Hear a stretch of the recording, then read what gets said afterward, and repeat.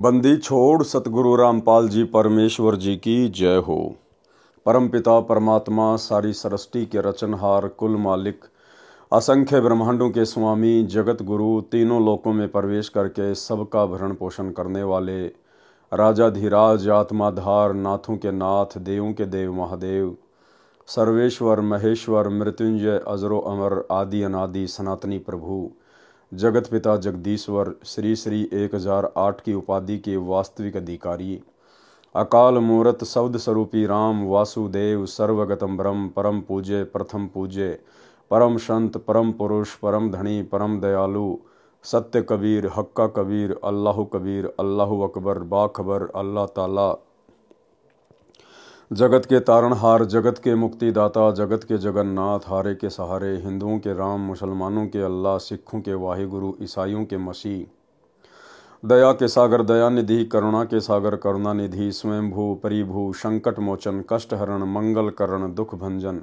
अविगत कबीर निर्विकार निर्विषम परमात्मा अलय अलेख सतगुरु आदि अनादि सतगुरु असली मर्यादा पुरुषोत्तम असली राम असली कृष्ण असली घनश्याम असली मुरारी राजाओं के राजा महाराजाओं के महाराजा शहंशाहों के शहंशाह सम्राटों के सम्राट भगवानों के भगवान अल्लाहों के अल्लाह प्रभुओं के प्रभु मसीहों के मसीह सच्चे वाहिगुरु बाबाओं के बाबा पीरों के पीर सेठों के सेठ जगत सेठ सावड़सा सेठ सर्वगुण संपन्न अनंत कोटि कलाओं के स्वामी अनंत कोटि ब्रह्मांडों के नायक योगियों में महायोगी ध्यानियों में महाध्यानी सिद्धों में परम सिद्ध ज्ञानियों में तत्वज्ञानी ब्रह्म ज्ञानी महाज्ञानी परम ज्ञानी सर्वश्रेष्ठ ज्ञानी विज्ञानी युवा कबीर समरथ कबीर असमवात अमित ओजा सच्चे रहनुमा करीम अल्लाह सुभान अल्लाह दुनिया के अंतिम पैगंबर 8 सितंबर 1951 से गांव धनाना जिला सोनीपत हरियाणा भारतवर्ष की पावन भूमि पे प्रकट रियल कल की भगवान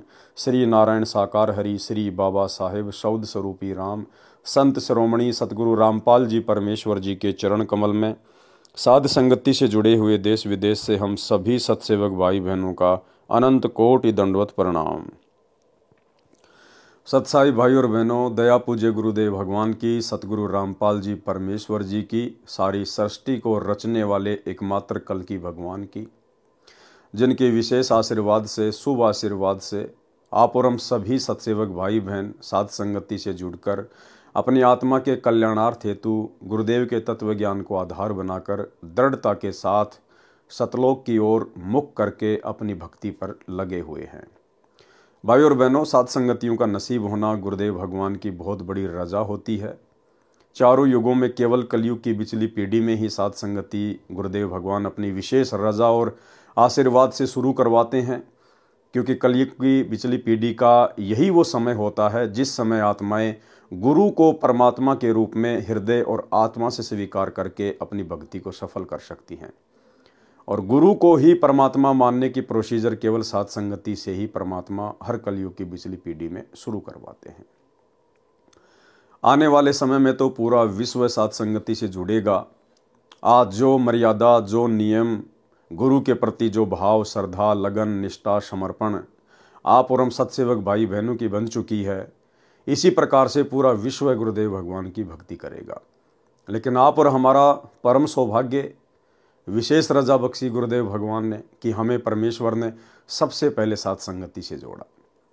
हमारा भी एक कर्तव्य बनता है, दायित्व बनता है कि हम इस अनमोल मौके को जो चांस युगों युगों के बाद नसीब होता है, हम इसको अब बिल्कुल भी ना गंवाएं। किसी भी ऐरे गहरे नथु बैरे की बातों में आकर किसी के भी गोल मटोल ज्ञान के ऊपर आकर्षित होकर हम अपना कर्म धर्म नष्ट ना करें।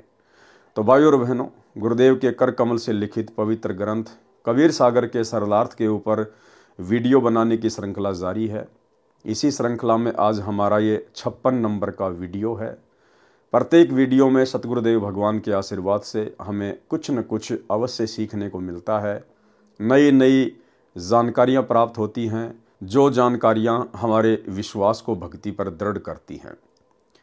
तो कबीर चरित्र बोध के सारांश को लेकर वीडियो बन रहे हैं। आज उसका ये 6वां पार्ट है। आज के वीडियो में गुरुदेव भगवान ने समझाया बताया, इसमें लिखा है कि किस प्रकार से दिल्ली के बादशाह सिकंदर लोदी को जो असाध्य जलन का रोग हो गया था, जिसका उपचार समाधान कहीं से भी प्राप्त नहीं हो पा रहा था। मुसलमान धर्म के जितने भी मुल्ला मौलवी काजी थे, हिंदू धर्म के जितने भी धर्मगुरु और पंडित थे, अन्य जितने भी जंत्र मंत्र करने वाले थे, सिकंदर लोदी ने सभी से इलाज करवाया, परंतु कोई समाधान नहीं हुआ। अंत में सब ने कह दिया कि ये आपके प्रारब्ध का कर्म है, आपको भोगना ही पड़ेगा। फिर कैसे गुरुदेव भगवान ने विशेष परिस्थितियां बनाई, राजा सिकंदर लोदी को आधीन किया, नम्र किया, और उसके बाद आशीर्वाद मात्र से उनका असाध्य जलन का रोग ठीक कर दिया। तो आगे का विवरण हम पूज्य गुरुदेव जी के कर कमल से लिखे हुए इस पवित्र ग्रंथ से प्राप्त करेंगे। तो आपके सामने है पवित्र ग्रंथ कबीर सागर का सरलार्थ, पेज नंबर है 544। सिकंदर लोदी बादशाह का असाध्य जलन का रोग ठीक करना। एक बार दिल्ली के बादशाह सिकंदर लोदी को जलन का रोग हो गया। जलन का रोग ऐसा होता है जैसे किसी का आग में हाथ जल जाए, उसमें पीड़ा बहुत होती है। जलन के रोग में कहीं से शरीर जला दिखाई नहीं देता, परंतु पीड़ा अत्यधिक होती है। उसको जलन का रोग कहते हैं। जब प्राणी के पाप कर्म बढ़ जाते हैं तो दवाई भी व्यर्थ हो जाती है। दिल्ली के बादशाह सिकंदर लोदी के साथ भी वही हुआ। सभी प्रकार की औषधि सेवन की, बड़े बड़े वैद्य बुला लिए और मुंह बोला इनाम रख दिया कि मुझे ठीक कर दो, जो मांगोगे वही दूंगा। दुख में व्यक्ति पता नहीं क्या क्या संकल्प कर लेता है। सर्व उपाय निष्फल हुए। उसके बाद अपने धार्मिक काजी, मुल्ला, संतों आदि सबसे अपना आध्यात्मिक इलाज करवाया, परंतु सब असफल रहा। जब हम दुखी हो जाते हैं तो हिंदू और मुसलमान नहीं रहते, फिर तो कहीं पर भी रोग कट जाए वहीं पर चले जाते हैं। वैसे तो हिंदू कहते हैं कि मुसलमान बुरे और मुसलमान कहते हैं हिंदू बुरे, और बीमारी हो जाए तो फिर हिंदू व मुसलमान नहीं देखते। जब कष्ट आए तब तो कोई बुरा नहीं, बुरा कोई नहीं है। जो मुसलमान बुरे हैं वे बुरे हैं, और जो हिंदू बुरे हैं वे बुरे भी हैं, और दोनों में अच्छे भी हैं। हर मजहब में अच्छे और बुरे व्यक्ति होते हैं, लेकिन हम जीव हैं। हमारी कोई जाति व्यवस्था नहीं है, हमारी जीव जाति है। हमारा धर्म मानव है, परमात्मा को पाना है। हिंदू वैद्य तथा आध्यात्मिक संत भी बुलाए, स्वयं भी उनसे जाकर मिला और सबसे आशीर्वाद व जंत्र मंत्र करवाए, परंतु सर्व चेष्टा निष्फल रही। किसी ने बताया कि काशी शहर में एक कबीर नाम का महापुरुष है, यदि वह कृपया कर दे तो आपका दुख निवारण अवश्य हो जाएगा। जब बादशाह सिकंदर लोदी ने सुना कि एक काशी के अंदर महापुरुष रहता है, तो उसको कुछ कुछ याद आया कि वह तो नहीं है जिसने गाय को भी जीवित कर दिया था। हजारों अंगरक्षकों सहित दिल्ली से काशी के लिए चल पड़ा। वीर सिंह बघेला काशी नरेश पहले ही कबीर साहिब की महिमा और ज्ञान सुनकर कबीर साहिब के शिष्य हो चुके थे और पूर्ण रूप से अपने गुरुदेव में आस्था रखते थे। उनको कबीर साहिब की महिमा का ज्ञान था, क्योंकि कबीर परमेश्वर वहां पर बहुत लीलाएं कर चुके थे। जब सिकंदर लोदी बनारस गया तथा वीर सिंह से कहा कि वीर सिंह, मैं बहुत दुखी हो गया हूं, अब तो आत्महत्या ही शेष रह गई है। यहाँ पर कोई कबीर नाम का संत है, आप जानते होंगे कि वह कैसा है। इतनी बात सिकंदर बादशाह के मुख से सुनी थी। काशी नरेश वीर सिंह की आंखों में पानी भर आया और कहा कि अब आप ठीक स्थान पर आ गए हैं, अब आपके दुख का अंत हो जाएगा। बादशाह सिकंदर ने पूछा कि ऐसी क्या बात है। वीर सिंह ने कहा कि वह कबीर जी स्वयं परमात्मा आए हुए हैं, परमेश्वर स्वरूप हैं। यदि उनकी दया दृष्टि हो गई तो आपका रोग ठीक हो जाएगा। राजा सिकंदर ने कहा कि जल्दी बुला दो। काशी नरेश वीर सिंह देव बघेल ने विनम्रता से प्रार्थना की कि आपकी आज्ञा शिरोधार्य है, आदेश भिजवा देता हूं, लेकिन ऐसा सुना है कि संतों को बुलाया नहीं करते। यदि वे आ भी गए और रजा नहीं बख्शी तो भी आने का कोई लाभ नहीं। बाकी आपकी इच्छा। सिकंदर ने कहा कि ठीक है, मैं स्वयं ही चलता हूं, इतनी दूर आ गया हूं, वहां पर भी अवश्य चलूंगा। शाम का समय हो गया था। वीर सिंह को पता था कि इस समय साहिब कबीर जी अपने औपचारिक गुरुदेव स्वामी रामानंद जी के आश्रम में ही होते हैं। यह समय परमेश्वर कबीर जी का वहां मिलने का है। वीर देव सिंह बघेल, काशी नरेश तथा सिकंदर लोधी दिल्ली के बादशाह दोनों स्वामी रामानंद जी के आश्रम के सामने खड़े हो गए। वहां जाकर पता चला कि कबीर साहिब अभी नहीं आए हैं, आने ही वाले हैं। वीर सिंह अंदर नहीं गए, बाहर सेवक खड़ा था, उससे ही पूछा। सिकंदर ने कहा कि तब तक आश्रम में विश्राम कर लेते हैं। राजा वीर सिंह ने स्वामी रामानंद जी के द्वारपाल सेवक से कहा कि रामानंद जी से प्रार्थना करो कि दिल्ली के बादशाह सिकंदर लोधी आपके दर्शन भी करना चाहते हैं और साहिब कबीर का इंतजार भी आपके आश्रम में ही करना चाहते हैं। सेवक ने अंदर जाकर रामानंद जी को बताया कि दिल्ली के बादशाह सिकंदर लोधी आए हैं। रामानंद जी मुसलमानों से घृणा करते थे। रामानंद जी ने कहा कि मैं इन मलेच्छों मुसलमानों की शक्ल भी नहीं देखता। ध्यान देना भाई और बहनों, रामानंद जी मुसलमानों से घृणा करते थे। रामानंद जी ने कहा कि मैं इन मलेच्छों मुसलमानों की शक्ल भी नहीं देखता। भाई और बहनों, वैसे तो ये किसी भी भक्ति में उचित नहीं है, और विशेषकर इस कबीर परमेश्वर सतगुरु रामपाल जी की भक्ति में ये जो घृणा शब्द है, राग द्वेष ईर्ष्या मनमुटाव जलन, ये बिल्कुल भी न्यायोचित नहीं है। आप कितने वर्षों से सतगुरु की भक्ति कर रहे हैं, आपको कोई भी नाम प्राप्त है, कितना भी आपको ज्ञान हो गया है, यदि आप भगत समाज तो छोड़िए, यदि आप जगत वालों से भी घृणा करते हैं, राग द्वेष ईर्ष्या करते हैं, मनमुटाव रखते हैं, आप 7 जन्म भी सतलोक का दरवाजा देखने के योग्य नहीं हैं। और इस काल के द्वारा उत्पन्न किया गया ये सबसे भयंकर रोग राग द्वेष ईर्ष्या का, घृणा का, ये सतगुरु रामपाल जी परमेश्वर जी के परिवार को बुरी तरह से घेर के बैठा है। सतलोक आश्रम मैनेजमेंट हरियाणा को, कोऑर्डिनेटरों को बुरी तरह से घेर कर बैठा हुआ है। बरवाला कांड 2014 के बाद से सतगुरु रामपाल जी परमेश्वर जी की संगत 2 भागों में विभाजित हो चुकी है। एक भाग जिसे साध संगति कहते हैं, जो ज्ञान को आधार बनाकर, गुरु को इष्ट मानकर और अपने घर को आश्रम बनाकर अपने गुरुदेव की गैर हाजिरी में मर्यादाओं में रहकर अपनी भक्ति कर रहा है। दूसरा भाग है सतलोक आश्रम, जिन्हें सतगुरु रामपाल जी का कलयुगी परिवार संभालता है। ये लोग ज्ञान आधार की भक्ति से कोसों दूर है, अज्ञान और पाखंड के ऊपर बैठे हुए हैं। आए दिन ज्ञान विरुद्ध हरकतें करके स्वयं भी अपने कर्म फोड़ते रहते हैं, बेचारी भोली भाली संगत के भी फुड़वाते रहते हैं। और ये सतलोक आश्रमों से जुड़े हुए बड़े बड़े कोऑर्डिनेटर, बड़े बड़े आश्रमों के संचालक, गुरुदेव का कलयुगी परिवार, ये लोग साध संगति वालों से घृणा करते हैं, राग द्वेष ईर्ष्या करते हैं। इन लोगों को जलन होती है जब हम लोग ज्ञान आधार से कोई बात करते हैं, साध संगति करते हैं, या संगत को गुरुदेव के ज्ञान आधार से समझाने की दृष्टि से वीडियो बनाकर सोशल मीडिया पर वायरल करते हैं।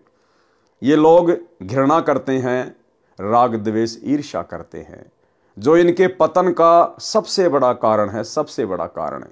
ये काल की सूक्ष्म चाल है। इस चाल से ये लोग अपरिचित हैं और दिन प्रतिदिन अपने कर्म फोड़ने की दिशा में आगे बढ़ रहे हैं। इनका ये प्रयत्न कभी भी सफल नहीं होगा, सिवाय इनकी भक्ति, समय और श्वासों की बर्बादी के। इसलिए आप और हम सत्सेवक भाई बहनों ने शिक्षा लेनी है। यदि आप किसी के विचारों से सहमत नहीं हैं तो भाई और बहनों, हमने उससे राग द्वेष ईर्ष्या नहीं करनी है, हमने उसकी निंदा चुगली नहीं करनी है, हमने उस आत्मा से घृणा नहीं करनी है। गुरुदेव भगवान ने बताया कि कोई भी व्यक्ति बुरा नहीं होता है, बुरे होते हैं उसके विचार, उसका आचरण, उसका स्वभाव। इसलिए आम समाज में भी एक कहावत है कि पाप से नफरत करनी चाहिए, पापी से नफरत नहीं करनी चाहिए। तो भाई और बहनों, आप और हमने भूलकर भी परमेश्वर की किसी भी आत्मा से राग द्वेष ईर्ष्या मनमुटाव घृणा बिल्कुल शौपन में भी नहीं करनी है। यदि हम उनके विचारों से सहमत नहीं हैं, हमारे और उनके विचार मेल नहीं खाते हैं, जैसे परमेश्वर अपनी वाणी में कहते हैं कि इष्ट मिले और मन मिले, मिले सकल सब रीत, कहे कबीर ता जाइए रह संतन की प्रीत। यदि आपके किसी से विचार मेल नहीं खाते हैं, आप खुशी खुशी उनसे दूरी बनाना शुरू कर दीजिएगा। लेकिन मनमुटाव, राग द्वेष ईर्ष्या और घृणा इस परमेश्वर की मोक्ष वाली भक्ति में कहीं भी जायज नहीं है। यदि आपने ऐसा किया, अंत में सिवाय धोखे के आपको कुछ भी हाथ नहीं लगेगा। तो पंडित रामानंद जी मुसलमानों से बहुत ज्यादा राग द्वेष ईर्ष्या किया करते थे, और आगे चलकर उनको क्या सजा मिली, कितनी बड़ी सजा उनको मिली। उसी घृणा के कारण दिल्ली के बादशाह सिकंदर लोदी ने गुस्से में आकर पंडित रामानंद जी की तलवार से गर्दन अलग कर दी। लेकिन परमेश्वर तो परमेश्वर है, एक तीर से अनेकों शिकार करते हैं। परमेश्वर ने क्या क्या शिकार किए, ये अब गुरुदेव के कर कमल से लिखित पुस्तक में आगे पढ़ेंगे। रामानंद जी मुसलमानों से घृणा करते थे। रामानंद जी ने कहा कि मैं इन मलेच्छों मुसलमानों की शक्ल भी नहीं देखता, कह दो कि बाहर बैठ जाएगा। जब सिकंदर लोदी ने यह सुना तो क्रोध में भरकर, क्योंकि राजा में अहंकार बहुत होता है और वह दिल्ली का बादशाह, कहा कि यह 2 कौड़ी का महात्मा दिल्ली के बादशाह का अनादर कर सकता है तो साधारण मुसलमान के साथ ये कैसा व्यवहार करता होगा, इसको मजा चखा दूं। रामानंद जी अलग आसन पर बैठे थे। सिकंदर लोदी ने जाकर रामानंद जी की गर्दन तलवार से काट दी, वापस चल पड़ा और फिर उसको याद आया कि मैं जिस कार्य के लिए आया था और वह काम अब पूरा नहीं होगा। कहा कि वीर सिंह देख मैं क्या जुल्म कर बैठा, मेरे बहुत बुरे दिन हैं, चाहता हूं अच्छा करना और होता है बुरा। कबीर साहिब की गुरुदेव की हत्या कर दी, अब वे कभी भी मेरे ऊपर दया दृष्टि नहीं करेंगे, मुझे तो ये दुख भोग कर ही मरना पड़ेगा, मैं बहुत पापी जीव हूं। ये कहता हुआ आश्रम से बाहर की ओर चल पड़ा। वीर सिंह अपने बादशाह के आगे क्या बोलता। जो ही आश्रम से बाहर आए कबीर साहिब आते दिखाई दिए। वीर सिंह ने कहा कि महाराज जी मेरे गुरुदेव कबीर साहिब आ गए। जो ही कबीर साहिब थोड़ी दूर रह गए, वीर सिंह ने जमीन पर लेटकर उनको दंडवत प्रणाम किया। अब सिकंदर बहुत घबराया हुआ था। अगर उसने ये जुल्म नहीं किया होता तो वह दंडवत नहीं करता, और दंडवत नहीं करता तो साहिब उस पर रजा भी नहीं बख्श पाते, क्योंकि ये नियम होता है। यानी परमेश्वर कहते हैं आधीनी के पास है पूर्ण ब्रह्म दयाल, मान बड़ाई मारियो बेअदबी सिरकाल। सारी लीला परमेश्वर ने खेली। और लीला क्यों खेली भाई और बहनों? सिर्फ और सिर्फ वर्तमान में आप और हम बिचली पीढ़ी वाले भक्तों को शिक्षा देने के लिए कि जब तक आप अपने गुरुदेव के प्रति और आम समाज के प्रति इतने आधीन भाव से नहीं हो जाएंगे, तब तक आपको परमेश्वर की प्राप्ति नहीं हो सकती। मालिक वो रजा नहीं करेगा जिस रजा के लिए वे धरती पर प्रकट हैं। मालिक को पता था कि सिकंदर लोदी दिल्ली का बादशाह है और राजा मान बड़ाई और अहंकार से कूट कूट के भरा होता है। और संतों से यदि आपने कोई राहत प्राप्त करनी है, संतों से कोई समाधान प्राप्त करना है, तो आपने संतों के आगे झुकना पड़ेगा, आपने विनम्र होना पड़ेगा, अधीन होना पड़ेगा। जिस प्रकार पानी पीने के लिए ठूटी के नीचे झुकना पड़ता है, ऊपर मुंह करके पानी नहीं पिया जाएगा। पी भी लिया तो वो पानी आपको पूरी संतुष्टि नहीं दे पाएगा।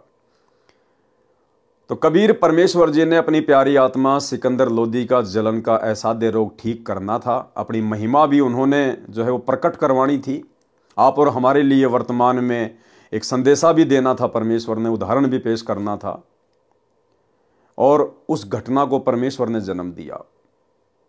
दूसरी तरफ पंडित रामानंद जी, उनको भी परमात्मा ने एक सबक सिखाना था कि जब तक आप इस भक्ति मार्ग में समदृष्टि से होकर नहीं चलोगे, सभी को अपने भाई बहन नहीं समझोगे, तब तक आप इस भक्ति मार्ग पर सफल नहीं हो सकते। तो कबीर साहिब को जैसे ही सिकंदर लोदी ने देखा और उसने पहले रामानंद जी की गर्दन काट दी थी, और ज़्यादा दुखी हो गया। और जैसे ही राजा वीर सिंह बघेल ने अपने गुरुदेव को मुकुट सहित दंडवत प्रणाम किया, तो राजा सिकंदर लोदी भी पीछे पीछे दंडवत प्रणाम करने के लिए जमीन पे लेट गया। अगर परमात्मा इस घटना को जन्म ना देते, राजा सिकंदर लोदी के हाथों स्वामी रामानंद जी की गर्दन ना कटवाते, राजा सिकंदर लोदी कभी भी जमीन पर लेटकर कबीर साहिब को दंडवत प्रणाम नहीं करता। और यदि वो इतना अधीन ना होता, दंडवत प्रणाम ना करता, तो परमात्मा उसके ऊपर दया नहीं बख्शते। ये नियम बताया गुरुदेव भगवान ने। कबीर साहिब आते दिखाई दिए। वीर सिंह ने कहा कि महाराज जी मेरे गुरुदेव कबीर साहिब आ गए। जो ही कबीर साहिब थोड़ी दूर रह गए, वीर सिंह ने जमीन पर लेटकर उनको दंडवत प्रणाम किया। अब सिकंदर बहुत घबराया हुआ था। अगर उसने ये जुल्म नहीं किया होता तो वह दंडवत नहीं करता, और दंडवत नहीं करता तो साहिब उस पर रजा भी नहीं बख्श पाते, क्योंकि ये नियम होता है।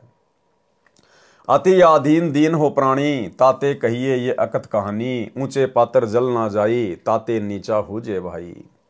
आदीनी के पास है पूर्ण ब्रह्म दयाल, मान बढ़ाई मारिए बेअदबी सिरकाल। कबीर परमेश्वर ने यहाँ पर एक तीर से दो शिकार किए। स्वामी रामानंद जी में धर्म भेदभाव की भावना शेष थी, वह भी निकालनी थी। और भाई और बहनों, वर्तमान में 650 साल के बाद भी ये धर्म भेद भावना सतलोक आश्रम मैनेजमेंट हरियाणा में कूट कूट के भरी है। ये लोग ज्ञान गंगा पुस्तक का प्रचार करते हैं, लेकिन इन्होंने ज्ञान गंगा पुस्तक का एक पेज भी ढंग से अगर पढ़ लिया होता, समझ लिया होता, तो इनका खुद का उद्धार हो जाता। अभी कुछ ही दिन पहले जब बांग्लादेश में तख्ता पलट हुआ, वहाँ के मुसलमानों ने हिंदुओं के ऊपर अत्याचार करने शुरू किए, जैसा कि न्यूज़ वगैरह आ रही हैं।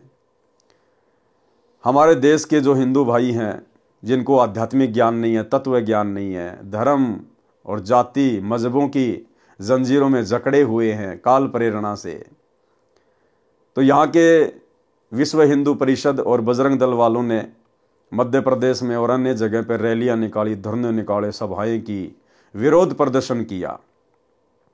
और इस विरोध प्रदर्शन में जबरदस्ती बिरानी आग में सतलोक आश्रम मैनेजमेंट हरियाणा भी कूद पड़ा।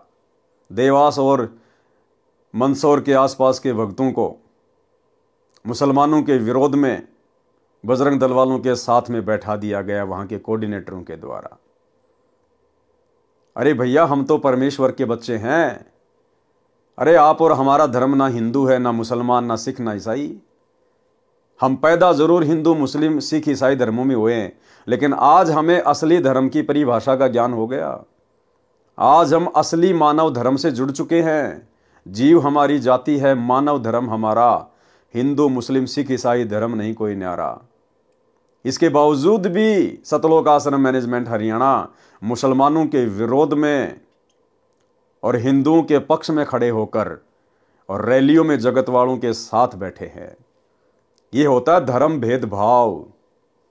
ये धर्म भेदभाव इस कबीर परमात्मा सतगुरु रामपाल जी के भक्ति मार्ग में नहीं चलेगा। ऐसा करने से भगत की मर्यादा खंडित होती है, गुरुदेव नाराज होते हैं। अरे हमें समझ में आ गया, हम बिरानी आग में क्यों जलें।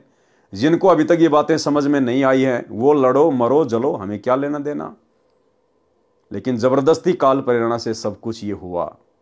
तो यहां पर परमात्मा वही कह रहे हैं, कबीर परमेश्वर जी ने यहां पर एक तीर से दो शिकार किए। स्वामी रामानंद जी में धर्म भेदभाव की भावना शेष थी, वह भी निकालनी थी। रामानंद जी मुसलमानों को हिंदुओं से अभी भी भिन्न तथा हे मानते थे। सिकंदर में अहंकार की भावना थी, यदि वह नम्र नहीं होता तो कबीर साहिब कृपया नहीं करते तथा सिकंदर स्वस्थ नहीं होता। वीर सिंह को देखकर तथा डरते हुए सिकंदर लोधी ने भी दंडवत प्रणाम किया। कबीर परमेश्वर जी ने दोनों के सिर पर हाथ रखा और कहा कि दो दो नरेश आज मुझ गरीब के पास कैसे आए हैं, मुझ गरीब को कैसे दर्शन दिए। परमेश्वर कबीर जी ने अपना हाथ उठाया भी नहीं था कि सिकंदर का जलन का रोग समाप्त हो गया। भाई और बहनों, आज भी धरती पर वही कबीर परमात्मा प्रकट है, बस पहचानने की देर है। आज भी ऐसे ऐसे ना जाने कितने असाध्य रोग इस कबीर परमेश्वर सतगुरु रामपाल जी ने नाम दीक्षा लेने से पहले मात्र अपने आशीर्वाद से ठीक किए। आशीर्वाद से एक छोटा सा सत्संग एक हरियाणा की बहन को किस प्रकार से गुरुदेव भगवान ने मात्र अपने आशीर्वाद से स्वस्थ कर दिया, जिसका समाधान, जिसका इलाज वो कहीं भी प्राप्त नहीं कर पा रही थी। घर वाले पैसे दे दे के थक चुके थे, अंत में हार मान चुके थे। जैसे ही सतगुरु की शरण में आए, सतगुरु ने ऐसी रजा बख्शी, उसका वो असाध्य रोग छू मंत्र मात्र आशीर्वाद से। सुनिए। आज भी हम आपको ऐसे ऐसे, यहाँ पर भी कई बहन है ऐसी जो पहले बहुत तंग रहती थी। एक तो बेबे है संतोष, खड़ी हुई है, एक है उठ उठ शर्माओ ना, एक भी इसकी बेबे का चित्र ले तो फिल्म वाला, ये देख इसको। या मकडोली बह रखी है, छोटी मकडोली, संतोष नाम से इस बेबे का। और ये इसका देवर है भक्त सुखबीर, ये यहाँ बैठा। इसका बड़ा भाई यानी संतोष का पति जो है फौज में भर्ती है, चित्र आ जाता फिर बंद कर दिया। तो ये लड़की 8-9 वर्ष से तकलीफ थी। बैठ जा बेटे। तो कुछ भी कहो, हम तो कर्मदंड कहते हैं। डॉक्टर बीमारी बता देते हैं, शाना ओपरा बता दे। तो जी क्या हुआ, इन्होंने सारा इलाज करवा लिया, एक नाम भी ले रखा था किसी दूसरे संत ने, और श्राद्ध का नाग तो अपने जनू आम चीज सहे, फिर दोख वीर, पूजा वीर, फलानी वीर, दकड़ी भी, वो सारी। आखिर में कौन सा मेरठ में था, कहां से इलाज चल रहा था इनका, यूपी में, सहारनपुर से और कहते हैं, सहारनपुर से इलाज चल रहा था इस लड़की का। तो इसकी सुखबीर की बहन रामरती नाम साड़ जी शीतल नगर में ब्याह रखी, और वह रामरती एक दिन इस बहन श्यावत्री है शीतल नगर में, या हमारी बहन सेविका, इसके पास आ गई। कोई वो लेखा जोखा करते हैं, अंडा करन सरकारी उनकी ड्यूटी लग जाती है। तो इसने उसको समझा दिया, बेबे बैठ जा, चाह पानी पियो पहलाता है। फिर कबीर साहब के बारे में इस श्यावत्री ने, एक तो कमला यहीं आ रही हो मेरे ख्याल में, एक रामरता हुआ बैठी है, ये दोनों बाण अपनी सरकारी नौकरी पे थी, इनकी ड्यूटी लाग रही थी, वह गणना की खातर कोई आंकड़े इकट्ठे करने थे, यह श्यावत्री के पास पहुंच गई। इसने पहला दिन तक चाह पानी पियाई, बेबे तुम बैठ जाओ, फिर पाछे की लिखा लिखाई करियो। फिर ये चित्र देखे कबीर साहब के, ये पूछने लगी, इसने सारी महिमा बताई, बंदी छोड़ गई। रामरती ने अरे नाम ले लिया कमला ने। रामरती ने फिर अपने भाई जगवीर को बताया, जगवीर नाम से कि भाई तो कितना ले जा, मेरी भाभी ने एक बार महाराज जाकर करा ले। जगवीर ने बोला, बेबे इब इलाज करवा रखा वहां से और वहीं दिखाऊंगा। इन्हें बोली रे इलाज करवा रखा, की ने दुख पा रही है, 19-21 का इसका आराम नहीं, तू एक बार ले आ। तो हम गए हुए थे उस समय चंडीगढ़ एक पार्ट, या Gulab Singh DC deputy commissioner जो होते थे ना, डिप्टी कमिश्नर गुलाब सिंह, वो डायरेक्टर थे वहां पर लोकल बॉडीज के चंडीगढ़, वो हमारे सेवक हैं, उन्होंने नाम ले रखा है, बड़ी पुण्य आत्मा है। अगर उसका उदाहरण आप देख लो, नहीं सा देवता इंसान हमने नहीं देखा, इतनी नम्र आत्मा, कोई उसमें छल कपट नहीं। तो वहां हम पाठ करने गए जी, हमने आना था 12 तारीख को, हम आए 13 तारीख को, लेट हो गए थोड़े। तो इन्होंने पता था कि 12 महाराज जी ने आना है कुटिया में, तो ये 11 शाम ने पहुंच गए, और या बेहोश पड़ी उड़े या संतोष। हम 12 ना या 12 ने भी उम्र, जगबीर भी उम्र है इसके साथ, वो फौज में है। वहां पर हाल बना था हमारा एक सत्संग का, हम 13 न पहुंचे इस समय, अगस्त का महीना। तो न्यू बोले जी एक बेबे आ रही है, बहुत घनी बीमार से। बाबा बीमार का के मतलब, हमारे दौरान को डॉक्टर ना वैद नहीं, ये बीमार है, बीमार आने लागे को अच्छे ढंग का नाम लेने आता नहीं, अपने मन में संकल्प कर रहा मैं। इतने में इसको कुटिया में ठा के वो जगबीर एक दिन और पकड़ के मेरे पास ले आया, और मैं बाहर बैठा था, ऐसे छां आई हुई थी शाम के समय हाल के अंदर। इनको जब पकड़ के वो ले आए, आप विचार कीजिए, सतकर मानिए, जो ही मेरे पास लाके या संतोष बिठाई और जगबीर को पूछना ये बात इसके पति से, न्यू सर जोड़ रखा, इसकी हालत न्यू नाड़ टेढ़ी हो रही छोरी की, खाट के पास बिठाई। जैसे हम स्वाभाविक वैसे हाथ रखते हैं, बेबे ठीक हो जाएगी बेटी, माड़ा मन ना करे, सब करेंगे, बंदी छोड़। मैंने ऐसे हाथ ऊपर से हटाया भी नहीं था, इतना में यह लड़की न्यू बैठ गई कि जानू इसका कुछ भी कोई ना। बोल सतगुरुदेव, बंदी छोड़ कबीर साहेब। वो बोला जा बेटी सेवा करवा। वहां पर सेवा चल रही थी, सेवक थे, मिस्त्री थे, उनकी रोटी बनानी थी। छोरी ने डट कर रोटी बनवाई, सारा काम करवाया। अगले दिन सारा काम करवाया। अगले दिन ये दिन के 11 बजे नाम लेकर अर्जब घर आए। फिर हमने कहा एक पाठ करवाओ बंदी छोड़ की वाणी का, ये धर्म का काम हो से।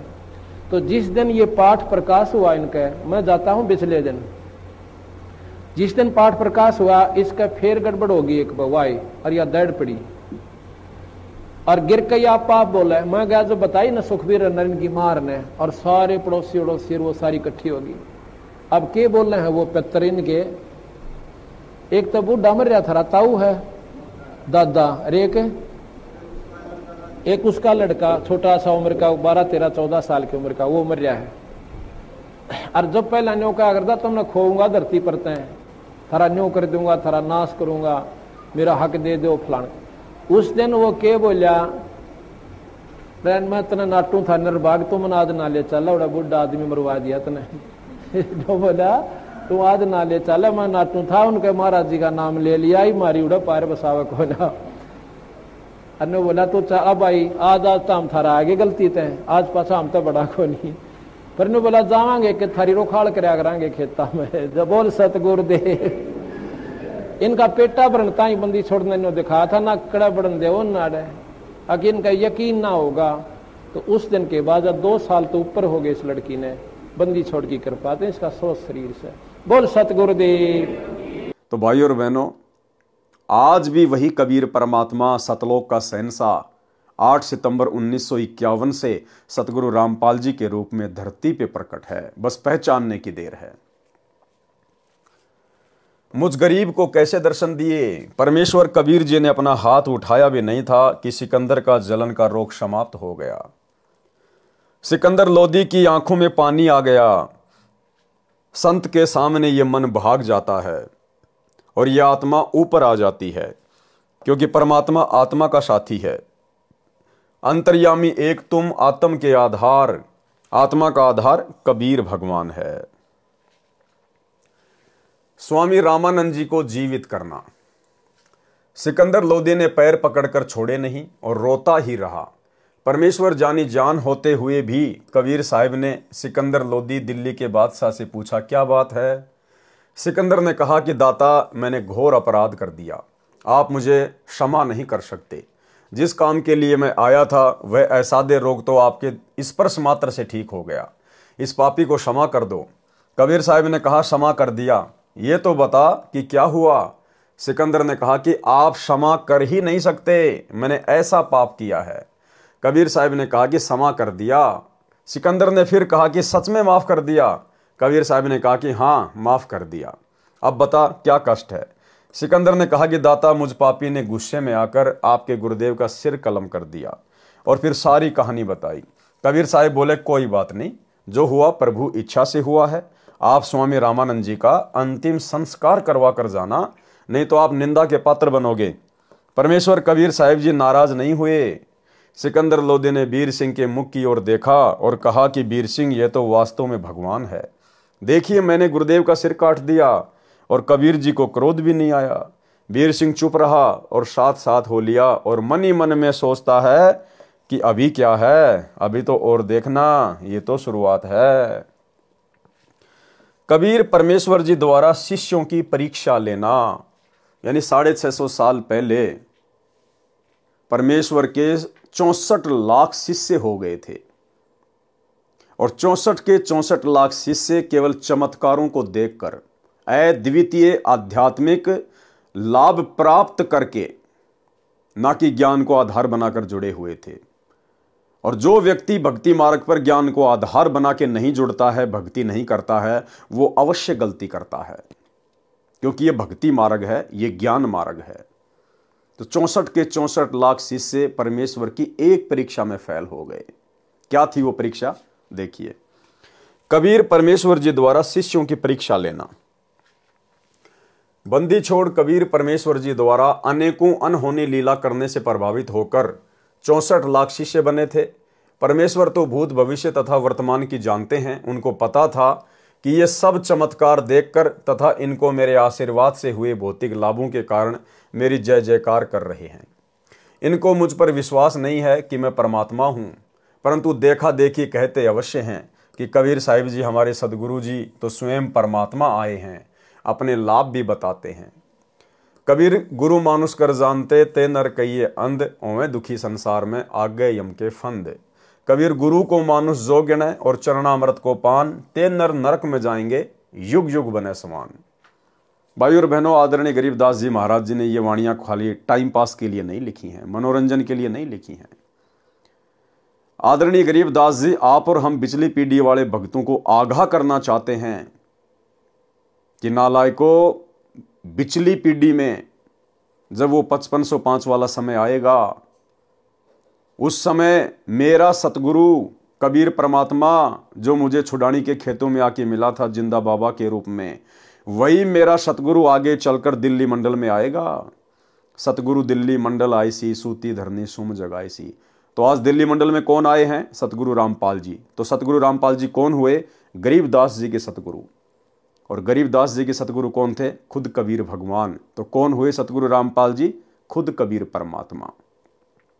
क्योंकि गरीबदास जी ने अपने सतगुरु के विषय में अपने सदग्रंथ साहिब में असुर निकंदन रमैणी में लिखा है, जो हम रोज पाठ करते हैं दोपहर को, कि सतगुरु दिल्ली मंडल आईसी और सूती धरनी सुम जगाईसी। कि सतगुरु दिल्ली मंडल में आईसी यानी आएगा, और सूती धरनी सुम जगाईसी यानी आध्यात्मिक अज्ञानता में जो लोग सोए हुए हैं, जो दान धर्म नहीं करते, कंजूस हो चुके हैं, उनको आके जगाएगा।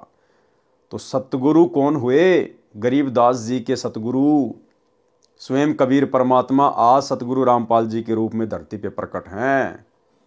आप और हम इनको पहचानने में देरी ना करें। इसलिए गरीबदास जी ने अपनी वाणी में कहा कि गुरु मानुष कर जानते वो नर कहिए अंध, और वह दुखी संसार में आ गए यम की फंद।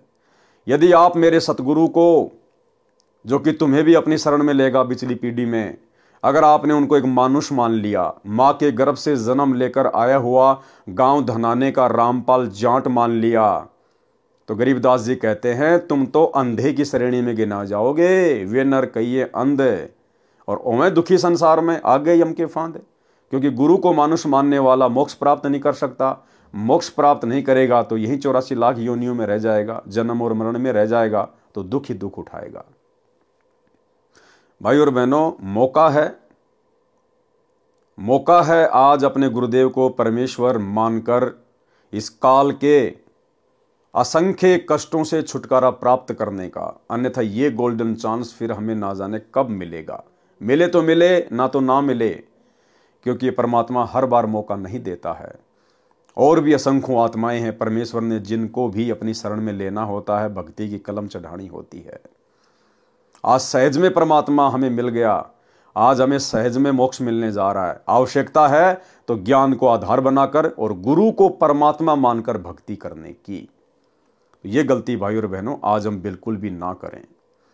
दूसरा, आदरणीय गरीबदास जी कह रहे हैं कि गुरु को मानुष जो गिणे और कर चरणा अमृत को पान, ते नर नरक में जाएंगे जन्म जन्म बने समान।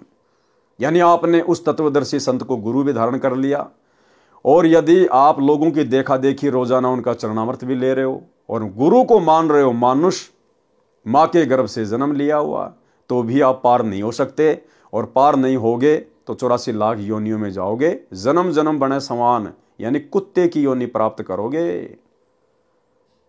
कितनी बड़ी बात कह दी गरीबदास जी ने कि उस तत्वदर्शी संत की शरण में आने के बाद भी अगर उनको परमात्मा नहीं माना और एक मानुष मानकर चरणामृत पीते रहे तो कुत्ते की योनि प्राप्त होगी, जन्म जन्म बने समान।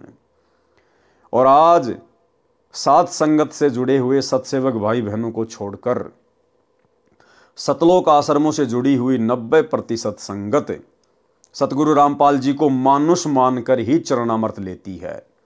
और चरणामृत भी कभी कभार याद आ गया तो, खांसी जुकाम हो गया तो, ना उनको चरणामृत लेने की विधि का पता। क्योंकि ये लोग 8 सितंबर को अपने गुरुजी का जन्मदिन मनाते हैं इन आश्रमों में। ये लोग अपने गुरुजी को इंद्रोमाई के पेट से जन्म लिया हुआ मानते हैं। इसीलिए तो गरीबदास जी ने कहा था कि गुरु मानुष कर जानते वो नर कहिए अंधे। मानुष कौन होता है? जो मां के गर्भ से जन्म लेके आता है। तो ये आध्यात्मिक क्षेत्र में बहुत बड़ी गलती, सबसे बड़ी गलती की जा रही है काल प्रेरणा से सतलोक आश्रम मैनेजमेंट हरियाणा के द्वारा। एक छोटा सा सत्संग जिसमें गुरुदेव ने स्पष्ट कर दिया गरीबदास जी की इसी वाणी को आधार बनाकर कि गुरु को मानुष जो गिणे कर चरणा अमृत को पान, ते नर नरक में जाएंगे जन्म जन्म बने समान। और गुरुदेव फिर लास्ट में कह रहे हैं कि चरणामृत अवश्य ले, लेकिन गुरु को परमात्मा मानकर, तब ये चरणामृत काम करेगा। सुनिए सत्संग। कबीर गुरु को मानुष जोगने और चरणामृत को पाने, ते नर नरक जावेंगे, हे जन्म जन्म होए समान। जो क्या बताते हैं, गुरु को मानुष मानते हैं और चरणामृत भी देखा, चरणामृत भी गुरु जी के चरणों का जल, उसको भी पी रहे हैं और ऊपर से एक मनुष्य मान रहे हैं। कहते उससे भी, वो भी फिर 84 लाख योनियों का अधिकारी है, उसकी भक्ति चले नहीं। गुरु को मानुष जोगन और चरणामृत को पान, ते नर नरक में जावेंगे, फिर जन्म जन्म होए समान। चरणामृत ले, लेकिन भगवान समझ के ले। मान लो मूलधन 100 रुपये। पुण्यात्माओं, एजुकेशन का अब आपको लाभ होगा। तो भाई और बहनों, सौभाग्य आप और हमारा जो गुरुदेव ने हमें साथ संगति से जोड़कर, इस यथार्थ 13वें पंथ से जोड़कर आप और हमें पहले ही हर बातों से परिचित करवा दिया। और आज आप और हमारे भाव हमारे गुरुदेव में परमेश्वर से भी असंख्य गुणा बढ़कर हो गए हैं, क्योंकि हमें पता चल गया कि गुरु के अलावा दूसरा कोई परमेश्वर है ही नहीं और कोई कबीर भगवान है ही नहीं। यदि सतलोक में भी कोई कबीर भगवान बैठा है तेजोमय रूप में, तो हमारे गुरुदेव भगवान हैं जो अपने एक रूप में वहां पर बैठे हुए हैं। कबीर गुरु मानुष कर जानते, ते नर कहिए अंध, ओए दुखी संसार में आ गए यम के फंद। कबीर गुरु को मानुष जो गिने और चरणा अमृत को पान, ते नर नरक में जाएंगे जुग जुग होवे समान। एक वेश्या थी जो काशी में बहुत बदनाम थी। एक दिन उसे रात्रि के समय अपने घर की छत पर बैठी को कबीर परमेश्वर जी का सत्संग सुनने को मिला, जो उसके मकान से कुछ ही दूरी पर किसी के घर पर किया गया था। सत्संग वचनों से प्रभावित होकर वह कांपने लगी। विचार किया कि मैंने तो अपना अनमोल जीवन व्यर्थ कर दिया। बदनाम होकर जो धन संग्रह किया है वह यहीं रह जाएगा। इस धन को संग्रह करने में जो पाप किए हैं ये मेरे साथ जाएंगे, क्योंकि सत्संग में यही विचार बताए गए थे। वह बहन घर से निकलकर सत्संग स्थल पर गई। सतगुरुदेव कबीर जी से अपना परिचय बताया तथा कहा कि मैंने जीवन में प्रथम बार ऐसा ज्ञान सुना है। मैं अपना कल्याण कराना चाहती हूँ। क्या मेरा कल्याण भी संभव है गुरुदेव? क्या मेरे जैसी पतित का भी उद्धार हो सकता है? इस जीवन से तो मैं मरना उचित समझती हूँ। मुझे ज्ञान नहीं था कि मैं मनुष्य जीवन के मूल उद्देश्य को छोड़कर नीच कर्म में लिप्त थी। उस लड़की की दास्तां सुनकर परमेश्वर कबीर जी ने कहा कि बेटी, कपड़ा मैला है तो साबुन पानी से धोने से साफ हो जाता है। जब तक प्राणी सत्संग रूपी साबुन पानी के संपर्क में नहीं आता तो उसके पापक्रम रूपी मैल साफ नहीं होते। सांसारिक कार्यों में तथा आपराधिक कर्मों से आत्मा मलिन हो जाती है। जैसे वस्त्र पहनते हैं तो मैले हो जाते हैं, उनको प्रतिदिन साबुन तथा पानी से धोया जाता है तो मैल प्रतिदिन साफ हो जाता है, वस्त्र उज्जवल रहता है। इसी प्रकार आपराधिक कार्य त्याग कर करने योग्य सांसारिक कार्य करने में भी पाप होता है। जैसे पृथ्वी पर चलते हैं तो जीव जंतु मरते हैं, भोजन पकाते हैं तो अग्नि में जीव मरते हैं, मजदूरी करते हैं, खेती करते हैं, उनमें भी जीव मरते हैं, खाना खाते हैं, पानी पीते हैं, श्वास लेते हैं, इनमें भी जीव मरते हैं। जो शास्त्र विधि अनुसार साधना नहीं करते तथा आपराधिक कार्य भी करते हैं, उनके पाप कर्म संचित होते रहते हैं। जो आपराधिक कर्म त्याग कर शास्त्र विधि अनुसार साधना करते हैं तो उनके पाप प्रतिदिन वस्त्र के मैल की तरह नष्ट होते रहते हैं। आप दीक्षा लो तथा पाप कर्म त्याग कर मर्यादा में रहकर साधना करो, कल्याण अवश्य होगा। बहन ने प्रश्न किया कि हे प्रभु, जो मेरे आज तक पाप संचित हो चुके हैं उनको कैसे नष्ट किया जाएगा? परमेश्वर कबीर जी ने कहा कि हे बेटी, जब ही सतनाम हृदय धरो, भयो पाप को नाश, जैसे चिनगी अग्नि की पड़े पुराने घास। भावार्थ, परमेश्वर कबीर जी ने कहा कि मेरे पास साधना का सत्य मंत्र है, उसको दीक्षा में देता हूं। साधक श्रद्धा के साथ मर्यादा में रहकर भक्ति करता है तो उसके सब पाप कर्म ऐसे जलकर नष्ट हो जाते हैं जैसे पुराने सूखे हजारों मण घास में अग्नि की चिंगारी लगने से सर्व घास जलकर भस्म राख हो जाता है। फिर पवन चलती है तो उड़ जाता है, वह स्थान भी साफ हो जाता है। गरीब जैसे सूरज के आगे बदरा, ऐसे कर्म छयारे, प्रेम की पवन करे चितमंजन, झिलके तेज नयारे। भावार्थ, कबीर परमेश्वर जी ने संत गरीबदास जी को भी यही ज्ञान बताया था। वही ज्ञान उस गणिका बेटी को बताया कि जैसे सूर्य के सामने बादल छा जाते हैं तो सूर्य का प्रकाश दिखाई नहीं देता, जब तेज हवा चलती है तो बादल बिखर जाते हैं, सूरज का प्रकाश स्पष्ट दिखाई देता है। इसी प्रकार आत्मा तथा परमात्मा के बीच में पाप कर्मों की छाया हो जाती है। सतगुरु से दीक्षा लेकर श्रद्धा प्रेम से साधना करने से प्रभु में प्रेम उत्पन्न होता, आंखों से आंसू गिरने लगेंगे, उस प्रेम रूपी पवन से पाप कर्म नष्ट हो जाएंगे, आत्मा को परमात्मा का दर्शन होगा। इस प्रकार घोर से घोर अपराधी भी सतगुरु शरण में आने से सत्य साधना करके मोक्ष को प्राप्त हो जाता है। उस बहन ने उसी समय परमेश्वर कबीर जी के चरणों में गिरकर दीक्षा की भीख मांगी। दयालु सतगुरु जी ने उस जीव पर दया की, दीक्षा देकर कृतार्थ किया। उस लड़की ने अपना सर्व धन सतगुरु के आगे रख दिया।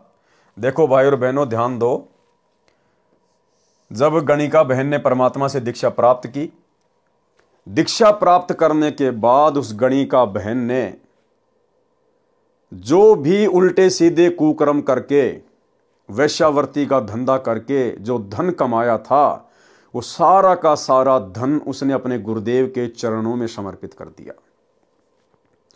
और गुरुदेव भगवान ने कहा कि बेटा, ये जितना भी धन है इसको तू भंडारे में लगा दे, ये धर्म के कार्य में लगा दे, और आज के बाद मेहनत मजदूरी करके अपना जीवन निर्वाह कर।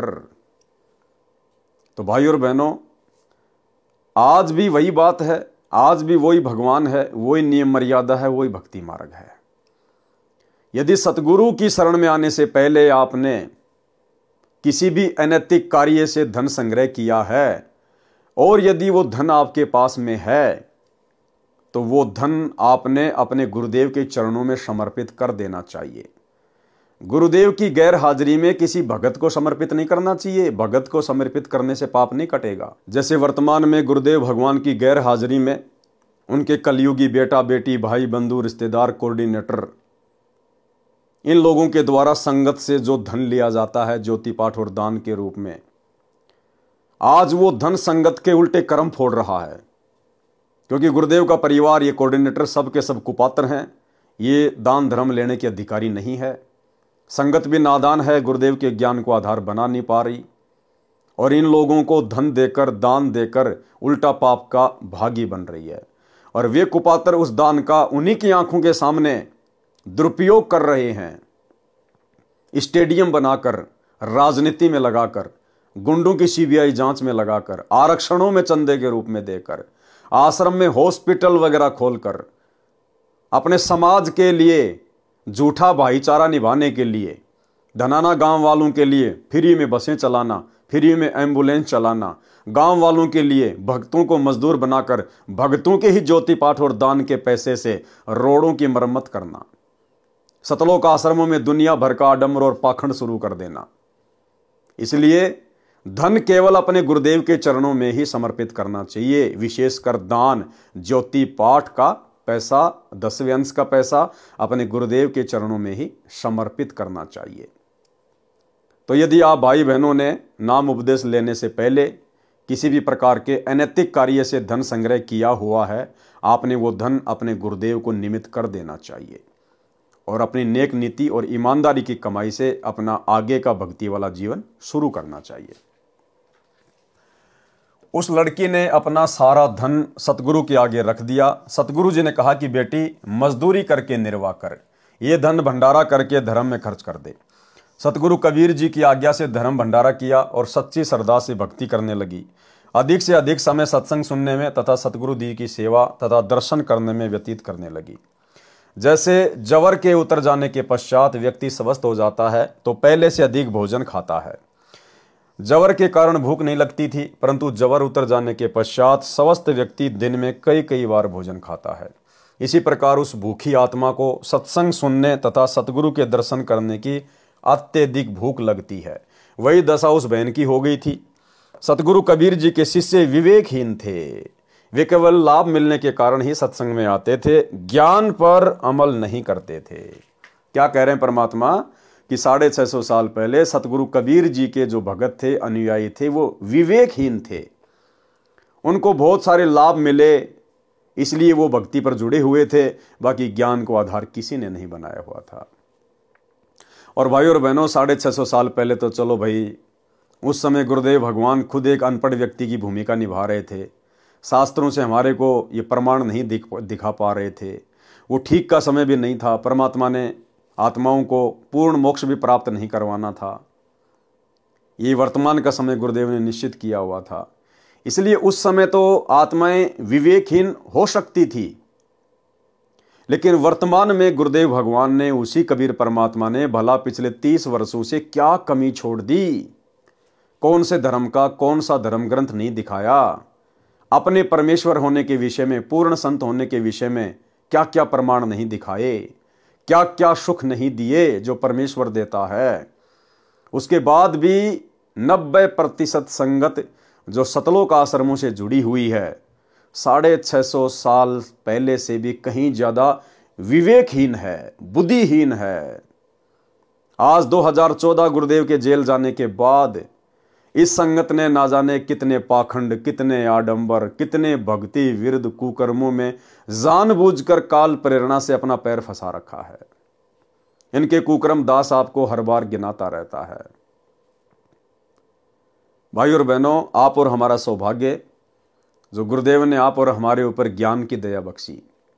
आप और हम भाई बहन गुरुदेव के जेल जाने के बाद इस परीक्षा के समय में सतलोक आश्रम मैनेजमेंट हरियाणा अर्थात काल एजेंटों के झांसे में नहीं आए और गुरु को अपना इष्ट मानकर घर को ही आश्रम बनाकर और ज्ञान को आधार बनाकर अपनी भक्ति सफल करने में लगे हुए हैं। सतगुरु कबीर जी के शिष्य विवेकहीन थे। वे केवल लाभ मिलने के कारण ही सत्संग में आते थे, ज्ञान पर अमल नहीं करते थे। वे एक दूसरे से कहते थे कि यह बदनाम औरत सत्संग में आने लगी है, शहर में गुरु जी की निंदा हो रही है, लोग कह रहे हैं कि यह कैसा गुरु है जो वेश्या को अपने पास बैठाता है, अपने चरण चंपी कर रहा है, एक दिन सब सामने आ जाएगा। कबीर के मन में दोष आ गया है। संगत वाले उस लड़की को धमकाने लगे कि तू सत्संग में मत आया कर, तेरे कारण गुरुजी बदनाम हो रहे हैं। यह वचन सुनकर वह बहन जोर जोर से रोने लगी। बात सतगुरु कबीर जी तक पहुंची। कारण पूछा तो लड़की ने बताया कि हे प्रभु, मैं कहां जाऊं, मेरा क्या होगा। बताया कि कुछ भाई बहन सत्संगी ऐसे ऐसे कह रहे हैं। कबीर जी ने कहा कि बेटी, आप सत्संग में आना बंद ना करना, कहने वालों को कहने दे। कबीर जी सत्संग वचनों के द्वारा उन मूर्ख शिष्यों को समझाते थे, परंतु वे ज्ञान को महत्व नहीं देते थे, अपनी बुद्धि से ही काम ले रहे थे। परमेश्वर कबीर जी सत्संग में बताते थे कि कुष्ठी होवे संत बंदगी कीजिए, हो वैश्या के विश्वास चरण चित दीजिए। भाई और बहनों, कबीर परमात्मा तो अंतर्यामी हैं। उनको तो पता था कि कौन कौन वो भगत हैं, आश्रम कमेटी के कौन कौन वो लोग हैं जो इस बेटी को इस प्रकार से व्यंग कसते हैं, इसको सत्संग में आने से मना करते हैं, धमकाते हैं। लेकिन ये परमात्मा किसी को भी पर्सनल व्यक्तिगत तौर पर शिक्षा नहीं देता है।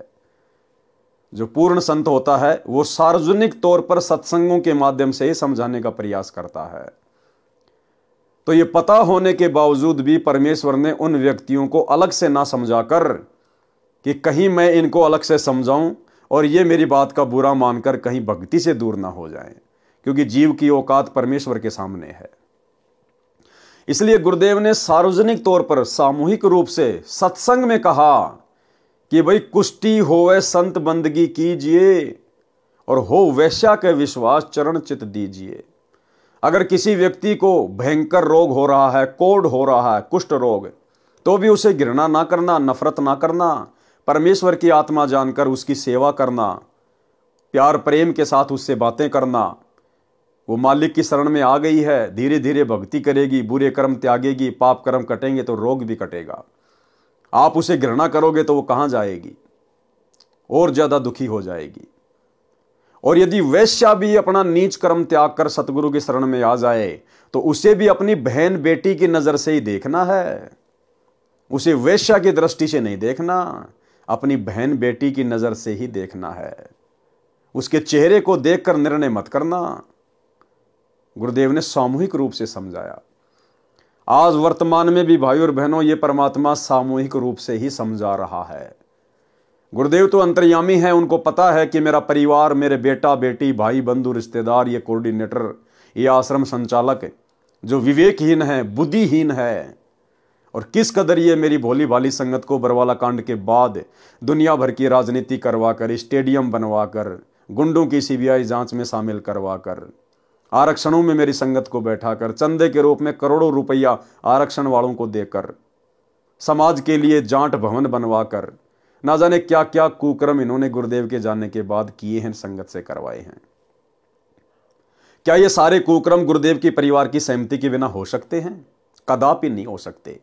और हमारे गुरुदेव का ज्ञान कहता कि ऐसे कुकर्मों की सहमति परमेश्वर यानी गुरुदेव भगवान सतगुरु रामपाल जी 7 जन्म भी नहीं दे सकते। तो ये कुकर्म कौन कर रहा है? गुरुदेव का परिवार। कौन करवा रहा है? काल भगवान।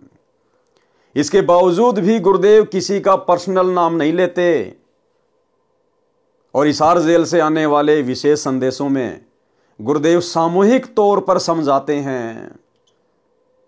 और गुरुदेव ने क्या कहा विशेष संदेश में? सतलोक आश्रम मैनेजमेंट हरियाणा के विषय में, आश्रम से जुड़े हुए कोऑर्डिनेटरों के विषय में। भाई और बहनों, यदि जरा भी आपके अंदर बुद्धि होगी, आप इन आश्रमों को ठोकर मारकर ज्ञान को आधार बनाकर साथ संगति से जुड़कर भक्ति करना शुरू कर देंगे। और यदि आपकी बुद्धि पे पत्थर पड़े हैं तो बात अलग है। स्पष्ट कर दिया गुरुदेव ने कि अच्छे लोग तो जगत वाले भी ऐसा नहीं करते जैसा तुम भगत कर रहे हो।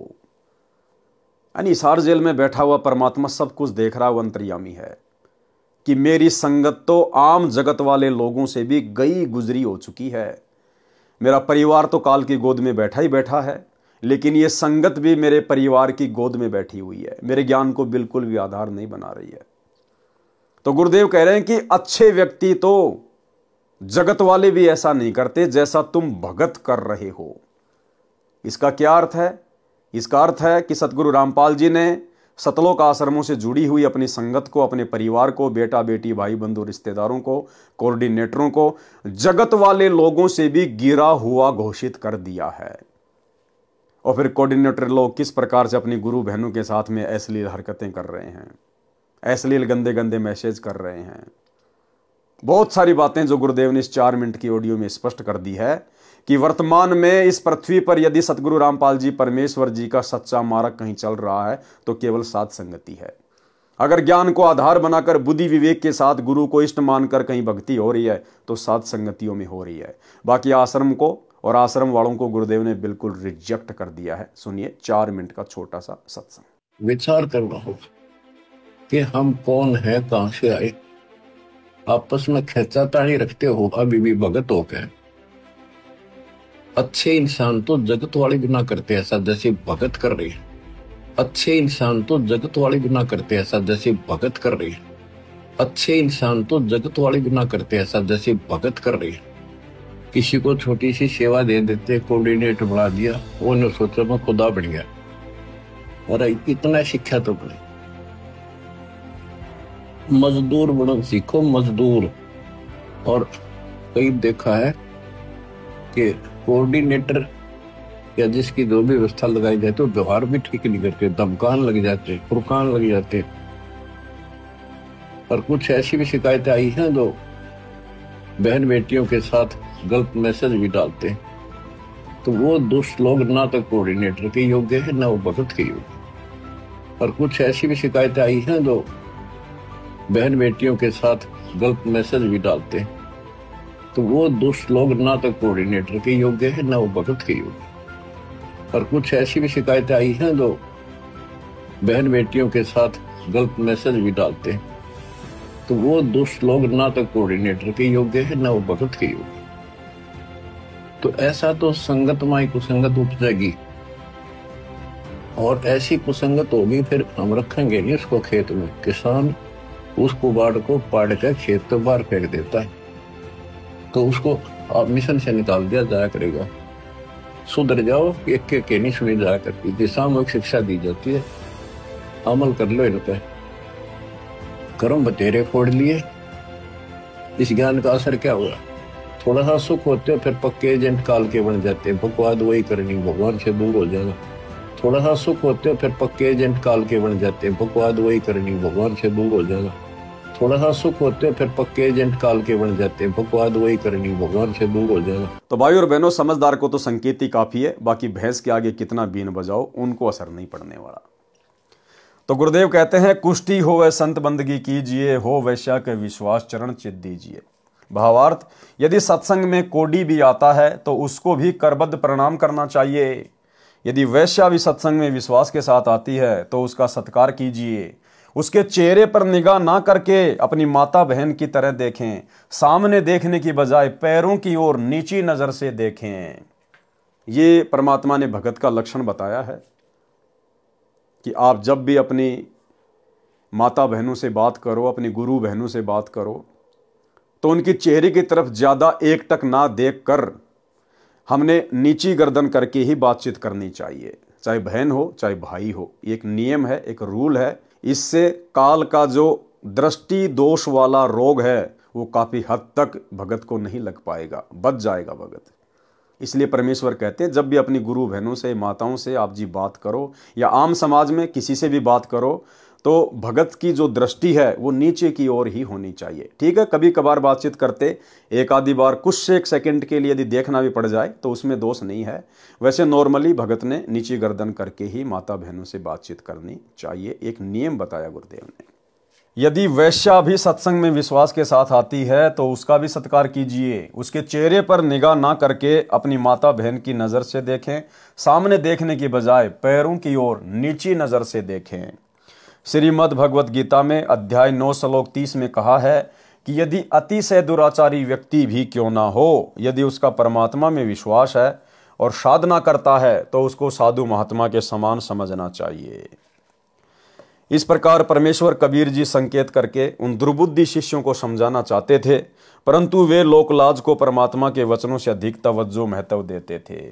ठीक इसी प्रकार भाई और बहनों, अभी आपने जो छोटी सी ऑडियो सुनी गुरुदेव भगवान की, ये लगभग 2 साल पुरानी है, 2 साल पुरानी। लेकिन वर्तमान में सतलोक आश्रम मैनेजमेंट हरियाणा की हालत उससे भी कहीं ज्यादा गई गुजरी हो चुकी है, उससे भी कहीं ज्यादा गई गुजरी।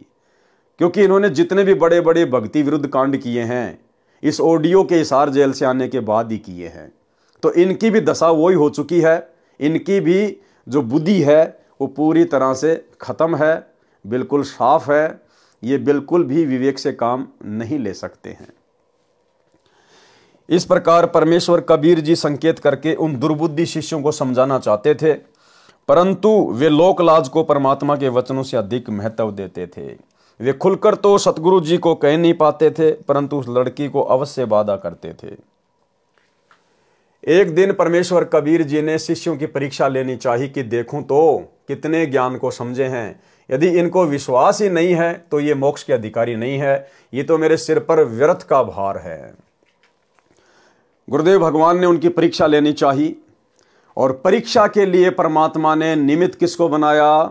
उसी गणिका बहन को, जिस गणिका बहन से वो संगत वाले नफरत करते थे, घृणा की दृष्टि से देखा करते थे। भाई और बहनों, इस कबीर परमेश्वर के मार्ग में इसी प्रकार की अजीबोगरीब लीलाएं होती हैं। आज वर्तमान में भी जो हमारी परीक्षा का समय चल रहा है 2014 बरवाला कांड के बाद से, गुरुदेव भगवान ने देखा सन 2014 में कि ये टोल इकट्ठा हो गया, टोल भीड़ इकट्ठी हो गई। आ रहे हैं, जा रहे हैं, खा रहे हैं, पी रहे हैं, ज्ञान को आधार कोई बना ही नहीं रहा, गुरु को परमात्मा की दृष्टि से कोई देख ही नहीं रहा, तो फिर ये पार कैसे होंगे? ये तो वही 650 साल पहले वाली गलती हो जाएगी। उस समय भी इन्होंने गुरु रूप में आए हुए परमेश्वर को परमेश्वर नहीं माना, और आज भी ये अपने गुरु को परमात्मा ना मान के एक कागज के टुकड़े को, कबीर जी की समझे जाने वाली दाढ़ी मूछ वाली मुर्दा फोटो को कबीर भगवान मान रहे हैं। भाई गुरुदेव भगवान की तो मजबूरी थी उस फोटो को कबीर जी बता के आप और हमें भक्ति पे लगाना था। अगर गुरु जी अपने विषय में कह दें कि मैं कबीर हूं तो कोई स्वीकार नहीं करता। इसलिए गुरु जी ने सन 1994 से वो दाढ़ी मूछ वाली कबीर जी की फोटो सामने रख के कि ये है कबीर जी, 650 साल पहले ये आए थे, सत्संग करने शुरू किए ताकि हम उनके शरण में आए, ज्ञान को सुने। तो गुरु जी की तो मजबूरी थी, उनके लिए तो जरूरी था ये करना। लेकिन आज 30 साल के बाद आप और हमारी भला क्या मजबूरी रह गई? क्या आज भी हमें यह समझ में नहीं आया कि सतगुरु रामपाल जी कौन हैं? इसके बावजूद भी हम उसी सांप वाली लकीर को पीट रहे हैं, उसी दाढ़ी मूछ वाली कबीर जी की फोटो को, कागज के टुकड़े को, बेजुबान मुर्दा फोटो को कबीर भगवान मान के जून के महीने में कबीर प्रकट दिवस मना रहे हैं। अपने गुरु को जो कि साक्षात कबीर है, जिंदा कबीर है, इनका हम 8 सितंबर के दिन इन आश्रमों में जन्मदिन मना रहे हैं। तो परमेश्वर ने देखा कि भैया तो आ रहे हैं, खा रहे हैं, पी रहे हैं, इस कान से सुनते हैं, इस कान से निकाल रहे हैं। गुरुदेव ने रचना रची। जिस प्रकार उस बहन से घृणा करने वाले वो कमेटी वाले लोग 650 साल पहले वाले, मालिक को पता था कि ये काल प्रेरित हो चुके हैं, काल इनके सिर पे बैठा है। इसी प्रकार से सतलोक आश्रम मैनेजमेंट हरियाणा, गुरुदेव का बेटा बेटी, भाई बंधु रिश्तेदार, इन लोगों ने भी 2010 में एक राष्ट्रीय समाज सेवा समिति नाम का काल प्रेरित संगठन खड़ा कर लिया और अपनी मनमानियां करने लगे। खुल के गुरुदेव के कोई आदेश नहीं मानेंगे। स्पष्ट इन्होंने लिखा हुआ है राष्ट्रीय समाज सेवा समिति के संविधान में, पॉइंट नंबर 12 में, जो मैं आपको पहले दिखा चुका हूं 2 बार। इस राष्ट्रीय समाज सेवा समिति के संविधान में पॉइंट नंबर 12 में लिखा हुआ है कि हम राष्ट्रीय समाज सेवा समिति वाले संत रामपाल जी से किसी भी कार्य में कोई दिशा निर्देश नहीं लेंगे। संत रामपाल जी का काम केवल शास्त्रों का अध्ययन करना, आने वाली संगत के लिए सत्संग करना और उनको नाम दीक्षा देना ही रहेगा। बाकी कार्य हम स्वयं करेंगे। संत रामपाल जी को फ्री किया जाता है। इन्होंने गुरु जी को फ्री कर दिया, गुरु जी को सेवा बांट दी कि गुरु जी का काम तो केवल सत्संग करना और शास्त्रों का पठन पाठन करना ही है, बाकी हम राष्ट्रीय समाज सेवा समिति वाले हम सब संभाल लेंगे। संभाल लिया, करवा दिया बरवाला कांड 2014। तो मालिक ने देखा कि ये मूर्खों का टोल इकट्ठा हो गया, इनमें हैं कितने मेरे भगत हैं। झटका दिया परमात्मा ने। 2014 बरवाला कांड काल प्रेरणा से, उन काल प्रेरित लोगों की मनवश हरकतों के कारण हुआ और परमेश्वर को मौका मिल गया भक्तों की छटनी करने का। और भाइयों और बहनों, परमेश्वर ने आज भी उसी प्रकार से उसी आत्मा को खड़ा किया अपनी परीक्षा के लिए। इस भीड़ की परीक्षा के लिए परमेश्वर ने उसी प्रकार से अपनी आत्मा को आज खड़ा किया, मुझ पवन दास को। जिस प्रकार 650 साल पहले परमात्मा ने उस गणिका बहन को, जिससे सब लोग नफरत किया करते थे, उसको खड़ा किया परीक्षा के लिए। यह नादान संगत उस समय भी नहीं समझी और यह नादान संगत आज भी नहीं समझ पा रही है। लेकिन यह पिछली पीढ़ी का समय है। इतनी दया तो परमात्मा ने बख्श दी कि कई हजारों की संख्या में आत्माएं इस गहरी लीला को समझकर और साध संगति से जुड़कर असीम आनंद प्राप्त कर रही है, भक्ति का विशेष आनंद प्राप्त कर रही है, सतगुरु की विशेष मेहर और दया प्राप्त कर रहे हैं। बाकी लोगों के समझ में यह लीला नहीं आ पा रही है। एक दिन परमेश्वर कबीर जी ने शिष्यों की परीक्षा लेनी चाहिए कि देखूं तो कितने ज्ञान को समझे हैं। यदि इनको विश्वास ही नहीं है तो ये मोक्ष के अधिकारी नहीं है, ये तो मेरे सिर पर व्यर्थ का भार है। ये विचार करके एक योजना बनाई। अपने परम शिष्य रविदास से कहा कि एक हाथी किराए पर लाओ। उस लड़की से कहा कि बेटी आप मेरे साथ हाथी पर बैठकर चलोगी। लड़की ने कहा जो आज्ञा गुरुदेव। अगले दिन सुबह लगभग 10 बजे हाथी के ऊपर तीनों सवार होकर काशी नगर के मुख्य बाजार में से गुजरने लगे। संत रविदास जी हाथी को चला रहे थे। लड़की रविदास जी के पीछे, कबीर जी के आगे, यानी दोनों के बीच में बैठी थी। कबीर जी ने एक बोतल में गंगा का पानी भर लिया। उस बोतल को मुख से लगाकर घूंट घूंट कर पी रहे थे।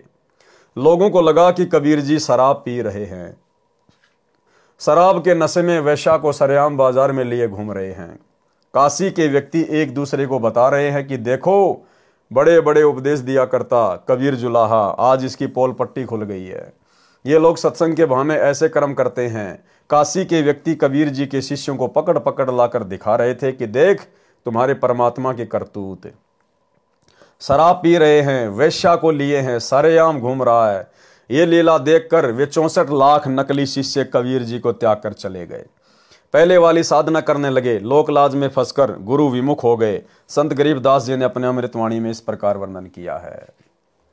ठीक इसी प्रकार भाई और बहनों, आज उस समय परमात्मा ने एक बोतल में गंगा जल भर लिया और शराब की तरह घूंट घूंट के पी रहे हैं। और लोगों ने देखो और शराब पी रहा है, शराब पी रहा है। ठीक इसी प्रकार वर्तमान में गुरुदेव भगवान ने मुझ पवन दास को, ये मेरा परम सौभाग्य, ये सौभाग्य तो ब्रह्मा विष्णु महेश 33 करोड़ देवी देवताओं को भी नसीब नहीं है, जो मेरे पूज्य गुरुदेव भगवान ने, मेरे महबूब ने मेरे ऊपर विशेष रजा बख्शी है। गुरुदेव ने इस परीक्षा के लिए मुझ दास को योग्य बनाया और मुझे निमित्त बनाकर खड़ा किया। और गुरुदेव ने मुझे एक उपाधि दे दी, गुरुद्रोही। परमात्मा चेक करना चाहते थे कि संगत की बुद्धि कहां तक काम कर रही है। गुरुदेव ने सैकड़ों बार सत्संगों में जिक्र कर दिया कि गुरुद्रोही क्या होता है, गुरुद्रोही के लक्षण क्या होते हैं, गुरुद्रोही क्या किया करता है, गुरुद्रोही कैसा होता है। और पिछले 10 वर्षों से यह संगत गुरुद्रोही की परिभाषा तक भी नहीं समझ पा रही है। देखा देखी में गुरुजी ने कह दिया गुरुद्रोही, गुरुजी ने कह दिया गुरुद्रोही। अरे भैया, गुरुजी ने तो खाली परीक्षा के लिए कहा है, वो अंदर से नहीं कह रहे। जिस प्रकार 650 साल पहले उस परमात्मा ने उस बोतल में भरे हुए गंगा जल को शराब की तरह पीने की एक्टिंग की, उसी प्रकार ये परमात्मा वर्तमान में एक्टिंग यानी लीला, ये परमात्मा वही लीला कर रहा है। मुझ पवनदास को गुरुद्रोही का तमगा दे दिया, और अपनी तरफ से नहीं दिया, अपने कलयुगी परिवार की झूठी शिकायतों के कारण। क्योंकि बाहर जब सतलोक आश्रम मैनेजमेंट हरियाणा वालों ने, इन कोऑर्डिनेटरों ने गुरुदेव के ज्ञान के विपरीत हरकतें करनी शुरू की, परमात्मा के बच्चों की मर्यादाएं तोड़वानी शुरू की, तो हम सत्सेवकों को गुरुदेव भगवान ने प्रेरणा की। हम लोगों ने संगत को आगाह करने के लिए गुरुदेव के परिवार के काले कारनामे खोलने शुरू कर दिए, इनके अज्ञान को, पाखंड को उजागर करना शुरू कर दिया गुरुदेव के सत्संगों के आधार से। ये लोग विवेकहीन हैं ही, श्रद्धाहीन हैं ही, काल एजेंट हैं। ये इस खेल को समझ नहीं पाए, और इन्होंने देखा कि हमारे धार्मिक धंधे में ये साथ संगत वाले तो रोड़ा बन के खड़े हो गए। इन्होंने शुरू में बहुत प्रयास किए, मारने के, पीटने के, धमकाने के, गालियों के। शुरू में इन्होंने फिर लेटर वगैरह निकाले गुरुदेव के नाम से, फिर ऑडियो वगैरह निकलवाई गुरुदेव को झूठी सीधी बातें कह के, उसके बाद में वीडियो कॉल निकलवाए झूठी सीधी बातें कह के। लेकिन फिर भी साथ संगतियां दिन प्रतिदिन आगे ही बढ़ती जा रही है, आगे ही बढ़ती जा रही है। तो भाई और बहनों, गुरुदेव ने तो कह दिया कि ठीक है भैया, जैसा तुम कह रहे हो कि पवनदास नाम दे रहा है, आश्रम खोल लिया, संगत को तोड़ रहा है, ये कर रहा है, वो कर रहा है, जैसी भी झूठी शिकायतें मेरे बारे में की गई, गुरुदेव ने तो उन झूठी शिकायतों के आधार से मेरे को गुरुद्रोही घोषित कर दिया कि ठीक है भाई, देखो मैं तो जेल में बैठा हूं, मुझे क्या पता बाहर क्या हो रहा है, बाहर तुम हो और वो साथ संगत वाले हैं, और अगर जैसा तुम कह रहे हो कि पवन ऐसा ऐसा कर रहा है, तो ऐसा काम तो भाई गुरुद्रोही कर सकता है। इस बात को गुरुदेव का आदेश बता के इन्होंने संगत में वायरल कर दिया। अब ये है भक्तों की परीक्षा। अब गुरुजी कह देंगे भैया मैं तो जेल में बैठा था, मुझे क्या पता, मेरे को तो जैसा बताया गया मैंने बोल दिया, मैंने तो जो कोऑर्डिनेटरों के बारे में मेरे को बोला गया, मैंने तो ऑडियो में उनके बारे में बोल दिया कि बाढ़ में जाओ ऐसे कोऑर्डिनेटर, वो व्यक्ति ना तो भगत के योग्य ना कोऑर्डिनेटर के योग्य। तो मेरे से तो जैसी तुम प्रार्थना लगाओगे मैं तो वैसा ही जवाब दे दूंगा। लेकिन भैया बाहर वो पवनदास भी है, सोशल मीडिया का ज़माना है, वीडियो वो भी बनाता है, और बाहर ये मैनेजमेंट वाले भी हैं। अब संगत ने देखना है भाई कौन गुरुद्रोही है और कौन गुरुमुखी है। ये परीक्षा संगत की है, और यहां नादान संगत मार खा गई। विशेष दया उन आत्माओं पे जो साथ संगति से जुड़कर इस गुप्त लीला को समझ गए, और उन्हें ये बातें ऐसी लगती हैं जैसे गुरुदेव भगवान हंसी हंसी में अपनी लीला पूरी कर रहे हैं, हंसी हंसी में। तो भाई और बहनों, आप और हमारा सौभाग्य, बाकी कर्म फोड़ने वाले दिन रात अपने कर्म फोड़ रहे हैं। तो इसी प्रकार 650 साल पहले परमात्मा ने उस बहन को निमित्त बनाया जो पहले गणिका का कार्य किया करती थी, और सारे कुकर्म त्यागने के बाद वो भगत बन गई। उसके बावजूद भी वो भगत उसको भगत नहीं मानते थे, उसको एक भगत की श्रेणी में नहीं लेते थे, उसको वेश्या की दृष्टि से ही देखा करते थे। तो 650 साल पहले वो लोग ये नहीं समझ पाए कि गुरुदेव ने सत्संगों में क्या बताया कि कुष्टी हो वह संत बंदगी कीजिए, और हो वैश्या के विश्वास चरण चित दीजिए। और वर्तमान में ये संगत ये नहीं पहचान पा रही कि गुरुद्रोही के लक्षण क्या होते हैं, गुरुद्रोही की पहचान क्या होती है। बस गुरुजी ने कह दिया, गुरुजी ने कह दिया, गुरुजी कल को कह दे रहे मेरे सर में जूते मारो, ये नालायक तो पटापट लग जाएंगे, पटापट खोपड़ी के बाल उड़ा देंगे गुरुदेव भगवान के, क्योंकि ये तो आदेशों के गुलाम है। इस परीक्षा के समय में आदेशों का गुलाम होके नहीं चलना होता, परीक्षा के समय में ज्ञान को आधार बना के चलना होता है। लेकिन ये नादान संगत नहीं समझ पाई। संत गरीबदास जी ने अपने अमृतवाणी में इस प्रकार वर्णन किया है, फिर गणिका के संग चले सीसी भरी शराब, गरीबदास उस पूरी में जुल्हा भया खराब। तारी बाजी पूरी में बिष्ट जुले दी नीच, गरीबदास गणिका सजी दो संतों के बीच। गावत बैन बिलास पद गंगा जल पीवंत, गरीबदास बिहल भये मतवाले घूमंत। भड़वा भड़वा सब कहें कोई न जाने खोज, दास गरीब कबीर करम बाटत सिर का बोझ। देखो गणिका संग लई कहते कोम 36, गरीबदास इस झूले दी का दर्शन आन हदीस। परमात्मा कबीर जी काशी के बाजार में घूमकर वापस आ गए तथा रविदास जी हाथी वाले का हाथी देकर अपने घर चले गए। कबीर जी उस लड़की के साथ उसी के मकान में जाकर उसके चौक में बैठ गए। वह लड़की सतगुरु जी के चरणों की सेवा करने लगी। कबीर परमेश्वर जी के शिष्यों में अर्जुन तथा सरजुन नाम के शिष्य शहर से बाहर गए हुए थे। वे भी उसी दिन लौट कर आए थे। अन्य शिष्यों ने उनको सब बात बताई तो उनको विश्वास नहीं हुआ और उल्टा गुरु भाइयों से कहने लगे कि आप क्या कह रहे हो, आप परमात्मा में दोष देख रहे हो, पाप में गड़ जाओगे। एक व्यक्ति ने कहा कि चलो अपनी आंखों से देख लो। उन दोनों को वेश्या के मकान के सामने ले जाकर कहा कि देखो सामने क्या हो रहा है। अर्जुन तथा सरजुन भी विचलित हो गए। विचलित तो भाई और बहनों उसी समय हो गए थे जब उन मूर्खों ने यह कहा कि तुम्हें विश्वास नहीं है क्या, चलो हमारे साथ उस गणिका के घर पे और देख लेना क्या हो रहा है। बोला चलो। इतना कहना कि चलो उसी समय फैल। अरे क्या चलो, क्या ज्ञान सीखा, क्या ज्ञान समझा, दुनिया पता नहीं क्या कहेगी। हम दुनिया के पीछे थोड़ी चलेंगे। सतगुरु को हमने ज्ञान से समझना होता है। सतगुरु एक शब्द है, हमने शब्द की परख करनी है, परख। लेकिन अर्जुन सरजुन के द्वारा उन मूर्ख शिष्यों के कहने पर अपने गुरुदेव में दोष देखते हुए उस गणिका के घर की तरफ चलना, वो तो उसी समय फैल हो गए थे। आगे जाने के बाद की कहानी तो अलग है कि उन्होंने अपने गुरुदेव को शिक्षा दी, लेकिन पहले ही वो फैल हो चुके थे। यानी किसी के भी कहने से अपने गुरुदेव में दोष देखना गुरुपद और मर्यादाओं से तुरंत नीचे गिरना है। वैश्या के मकान के सामने ले जाकर कहा कि देखो सामने क्या हो रहा है। अर्जुन तथा सरजुन भी विचलित हो गए। उस मकान में प्रवेश करके बिना दंडवत प्रणाम किए कहने लगे कि हे सतगुरु, आप इस बदनाम नीच औरत के घर ना बैठा करो। कबीर जी ने कहा कि हे अर्जुन तथा सरजुन, आप तो गुरु जी को शिक्षा देने लग गए, आप तो मेरे शिष्य नहीं रहे, आप तो गुरु बन गए हो। मैं कण कण में व्यापक हूं, ऊंच तथा नीच में निवास करता हूं। आपका शरीर भी हाड़ चाम रक्त का बना है, इस लड़की का शरीर भी उसी पदार्थ का बना है। आपको मैंने जो नाम जाप को दिया है उस पर विश्वास करके जाप करो, आपका केवल इतना कार्य है। अर्जुन सरजुन को अपनी गलती का एहसास हुआ। सतगुरु जी के चरणों में गिरकर क्षमा याचना की। परमेश्वर जी ने कहा कि अर्जुन सरजुन, आपका मोक्ष अब मेरे इस शरीर से नहीं हो सकता, क्योंकि आपको ग्लानि हो चुकी है। आप मेरे में दोष देख रहे हो, ऊपर से क्षमा याचना कर रहे हो। अपने मन का दोष सतगुरु से सुनकर रो रो कर पूछा कि हम पापियों का उद्धार कब होगा, फिर मानव जन्म पता नहीं कौन से युग में मिलेगा, फिर सतगुरु मिलन कठिन है। ये वचन कहकर चरणों में गिर गए और अपने इसी मानव शरीर में मोक्ष कराने की विनती की। भाई और बहनों, यही गलती तो वर्तमान में हो रही है।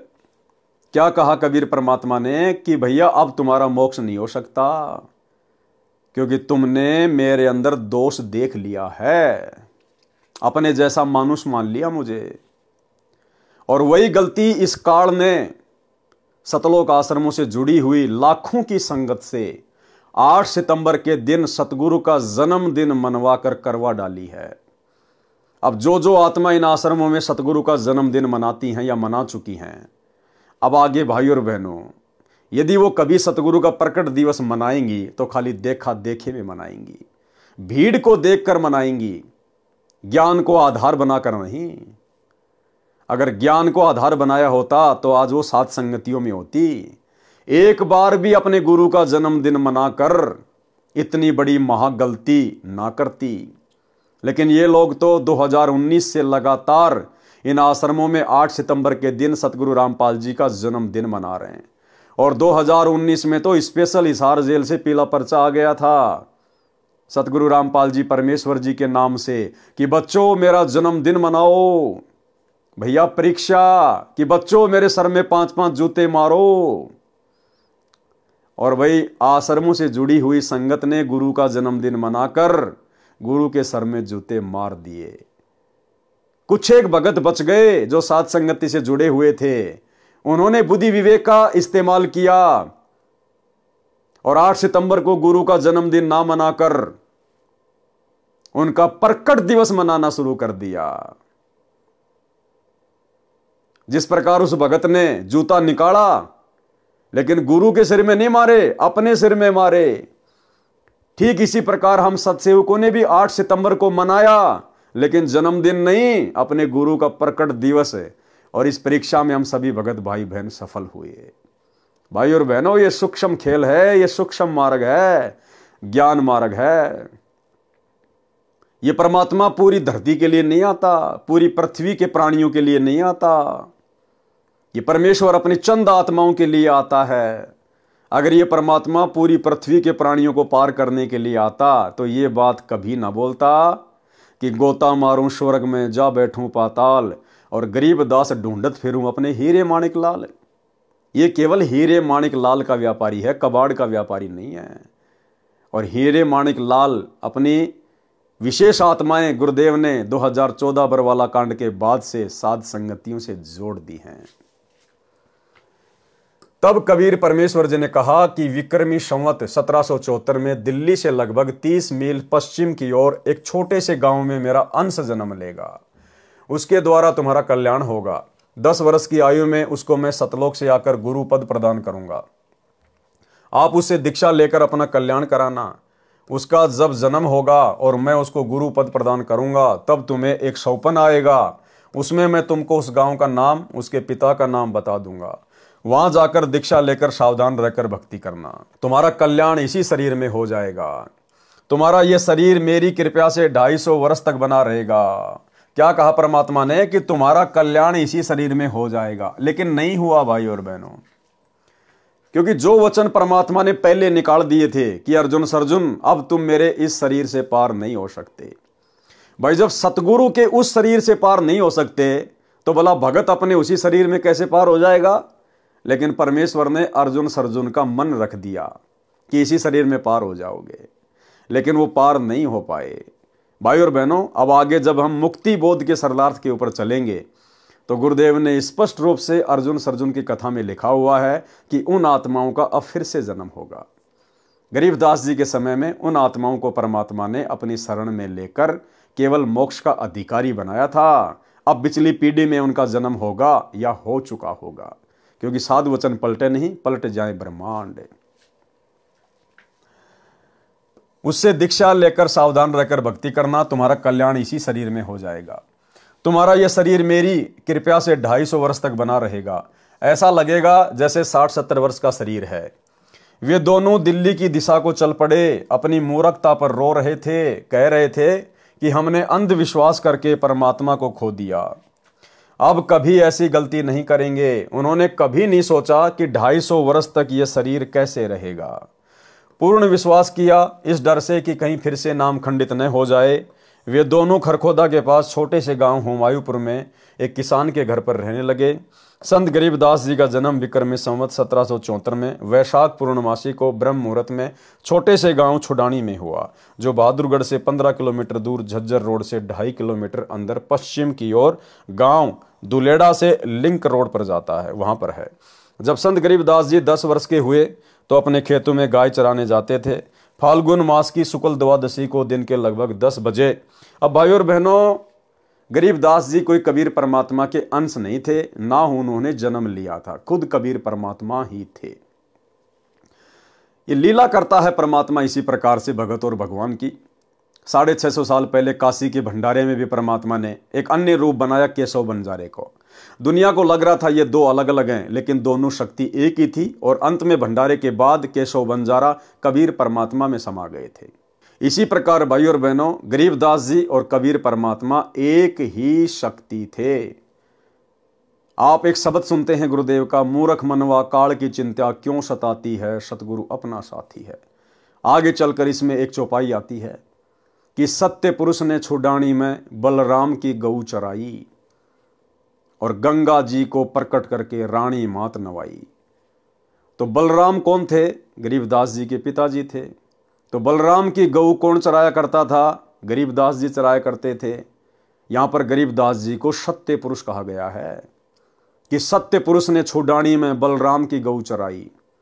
अरे गाय तो गरीबदास जी ने चराई थी ना, सत्य पुरुष तो कबीर जी हैं। कबीर जी ने कौन से दिन उनकी गाय चराई थी? इसका मतलब गरीबदास जी खुद ही सत्य पुरुष थे, खुद ही सतगुरु रामपाल जी भगवान थे। भाई और बहनों, ये ज्ञान मार्ग है, हमने गुरुदेव के सत्संगों को समझना पड़ेगा। परमात्मा कहते हैं शब्द सैन सतगुरु की पहचान है, पावे अटल सुहागरे। गुरुदेव सत्संग में संकेत छोड़ते हैं और संकेत जिस शिष्य को समझ में आने लग गए वो मोक्ष का अधिकारी है। और आज दया हो गई साथ संगत वाले भाई बहनों पर, सबको ये संकेत भली भांति समझ में आ चुके हैं। तुम्हारा कल्याण इसी शरीर में हो जाएगा। तुम्हारा यह शरीर मेरी कृपा से 250 वर्ष तक बना रहेगा। ऐसा लगेगा जैसे 60-70 वर्ष का शरीर है। वे दोनों दिल्ली की दिशा को चल पड़े। अपनी मूर्खता पर रो रहे थे, कह रहे थे कि हमने अविश्वास करके परमात्मा को खो दिया, अब कभी ऐसी गलती नहीं करेंगे। उन्होंने कभी नहीं सोचा कि 250 वर्ष तक यह शरीर कैसे रहेगा। पूर्ण विश्वास किया इस डर से कि कहीं फिर से नाम खंडित ना हो जाए। वे दोनों खरखोदा के पास छोटे से गांव हुमायूंपुर में एक किसान के घर रहने लगे। गरीबदास जी का जन्म विक्रमी संवत 1774 में वैशाख पूर्णमासी को ब्रह्म मुहूर्त में छोटे से गांव छुड़ानी में हुआ, जो बहादुरगढ़ से 15 किलोमीटर दूर, झज्जर रोड से 2.5 किलोमीटर अंदर पश्चिम की ओर गांव धुलेड़ा से लिंक रोड जाता है, वहां पर है। जब संत गरीबदास जी 10 वर्ष के हुए तो अपने खेतों में गाय चराने जाते थे। फाल्गुन मास की शुक्ल द्वादशी को दिन के लगभग 10 बजे नला नामक खेत में गांव कबलाना की सीमा के पास परमेश्वर कबीर जी सत्यलोक से चलकर आए। बालक गरीबदास जी को मिले, कंवारी गाय का दूध पिया, संत गरीबदास जी को दीक्षा दी तथा सत्यलोक ले गए। फिर पृथ्वी पर शरीर में छोड़ा। उसी रात्रि में अर्जुन सर्जुन को शौपन में बताया कि गांव छुड़ानी, नाम गरीबदास, पिता का नाम बलराम, नाना का नाम शिवलाल जाट, जाओ और दीक्षा ले लो। दोनों ने सुबह उठकर एक दूसरे को अपना अपना शौपन बताया।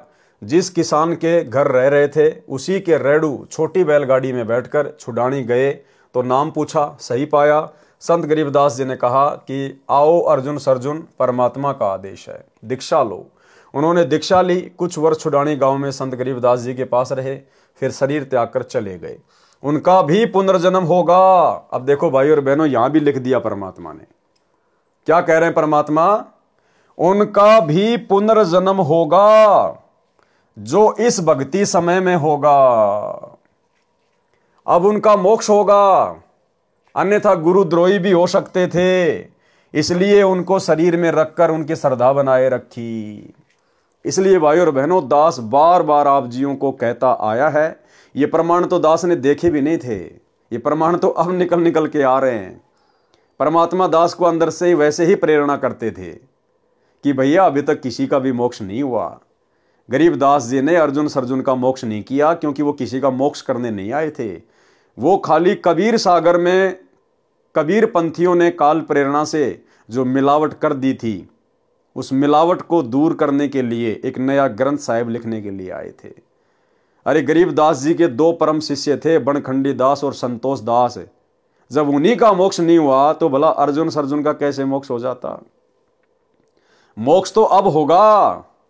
सतयुग से लेकर कलयुग की प्रथम पीढ़ी तक जितनी भी आत्माएं, उन सब का अब परमात्मा इस कलयुग की बिचली पीढ़ी में उद्धार करेंगे। इस समय परमात्मा उनको पुनर्जन्म देंगे, फिर से उनको मौका देंगे। यदि आजीवन मर्यादा में रहेंगे, सतगुरु रामपाल जी को भगवान मानेंगे, तो भाई और बहनों मोक्ष होगा। अन्यथा जरूरी नहीं है कि वर्तमान में जन्म दे दिया तो मोक्ष हो जाएगा। मोक्ष के लिए तो मर्यादा जरूरी है। तो अर्जुन सर्जुन को अब परमेश्वर जन्म देंगे या दे दिया होगा, जैसे भी मालिक की मौज, लेकिन उद्धार नहीं हुआ। क्या कह रहे हैं? फिर शरीर त्याग कर चले गए, उनका भी पुनर्जन्म होगा जो इस भक्ति युग में होगा। अब उनका मोक्ष होगा, अन्यथा गुरुद्रोही भी हो सकते थे, इसलिए उनको शरीर में रखकर उनकी श्रद्धा बनाए रखी। और भाइयों और बहनों, जितनी भी टॉप मोस्ट आत्माएं हैं, जितनी भी टॉप मोस्ट आत्माएं हैं, सारी की सारी आत्माएं साध संगति वाले ही हैं। कारण यह था कि वे घर त्याग कर सतगुरु कबीर जी के शिष्य बने थे। वे कबीर जी से विमुख होकर किसी काल के दूत गुरु के आश्रम में रहते, उनका रंग चढ़ना ही था, वे भक्तिहीन हो जाते। उनके ऊपर विशेष कृपया परमेश्वर कबीर जी ने की थी, वैसे तो ये गलती क्षमा योग्य नहीं होती।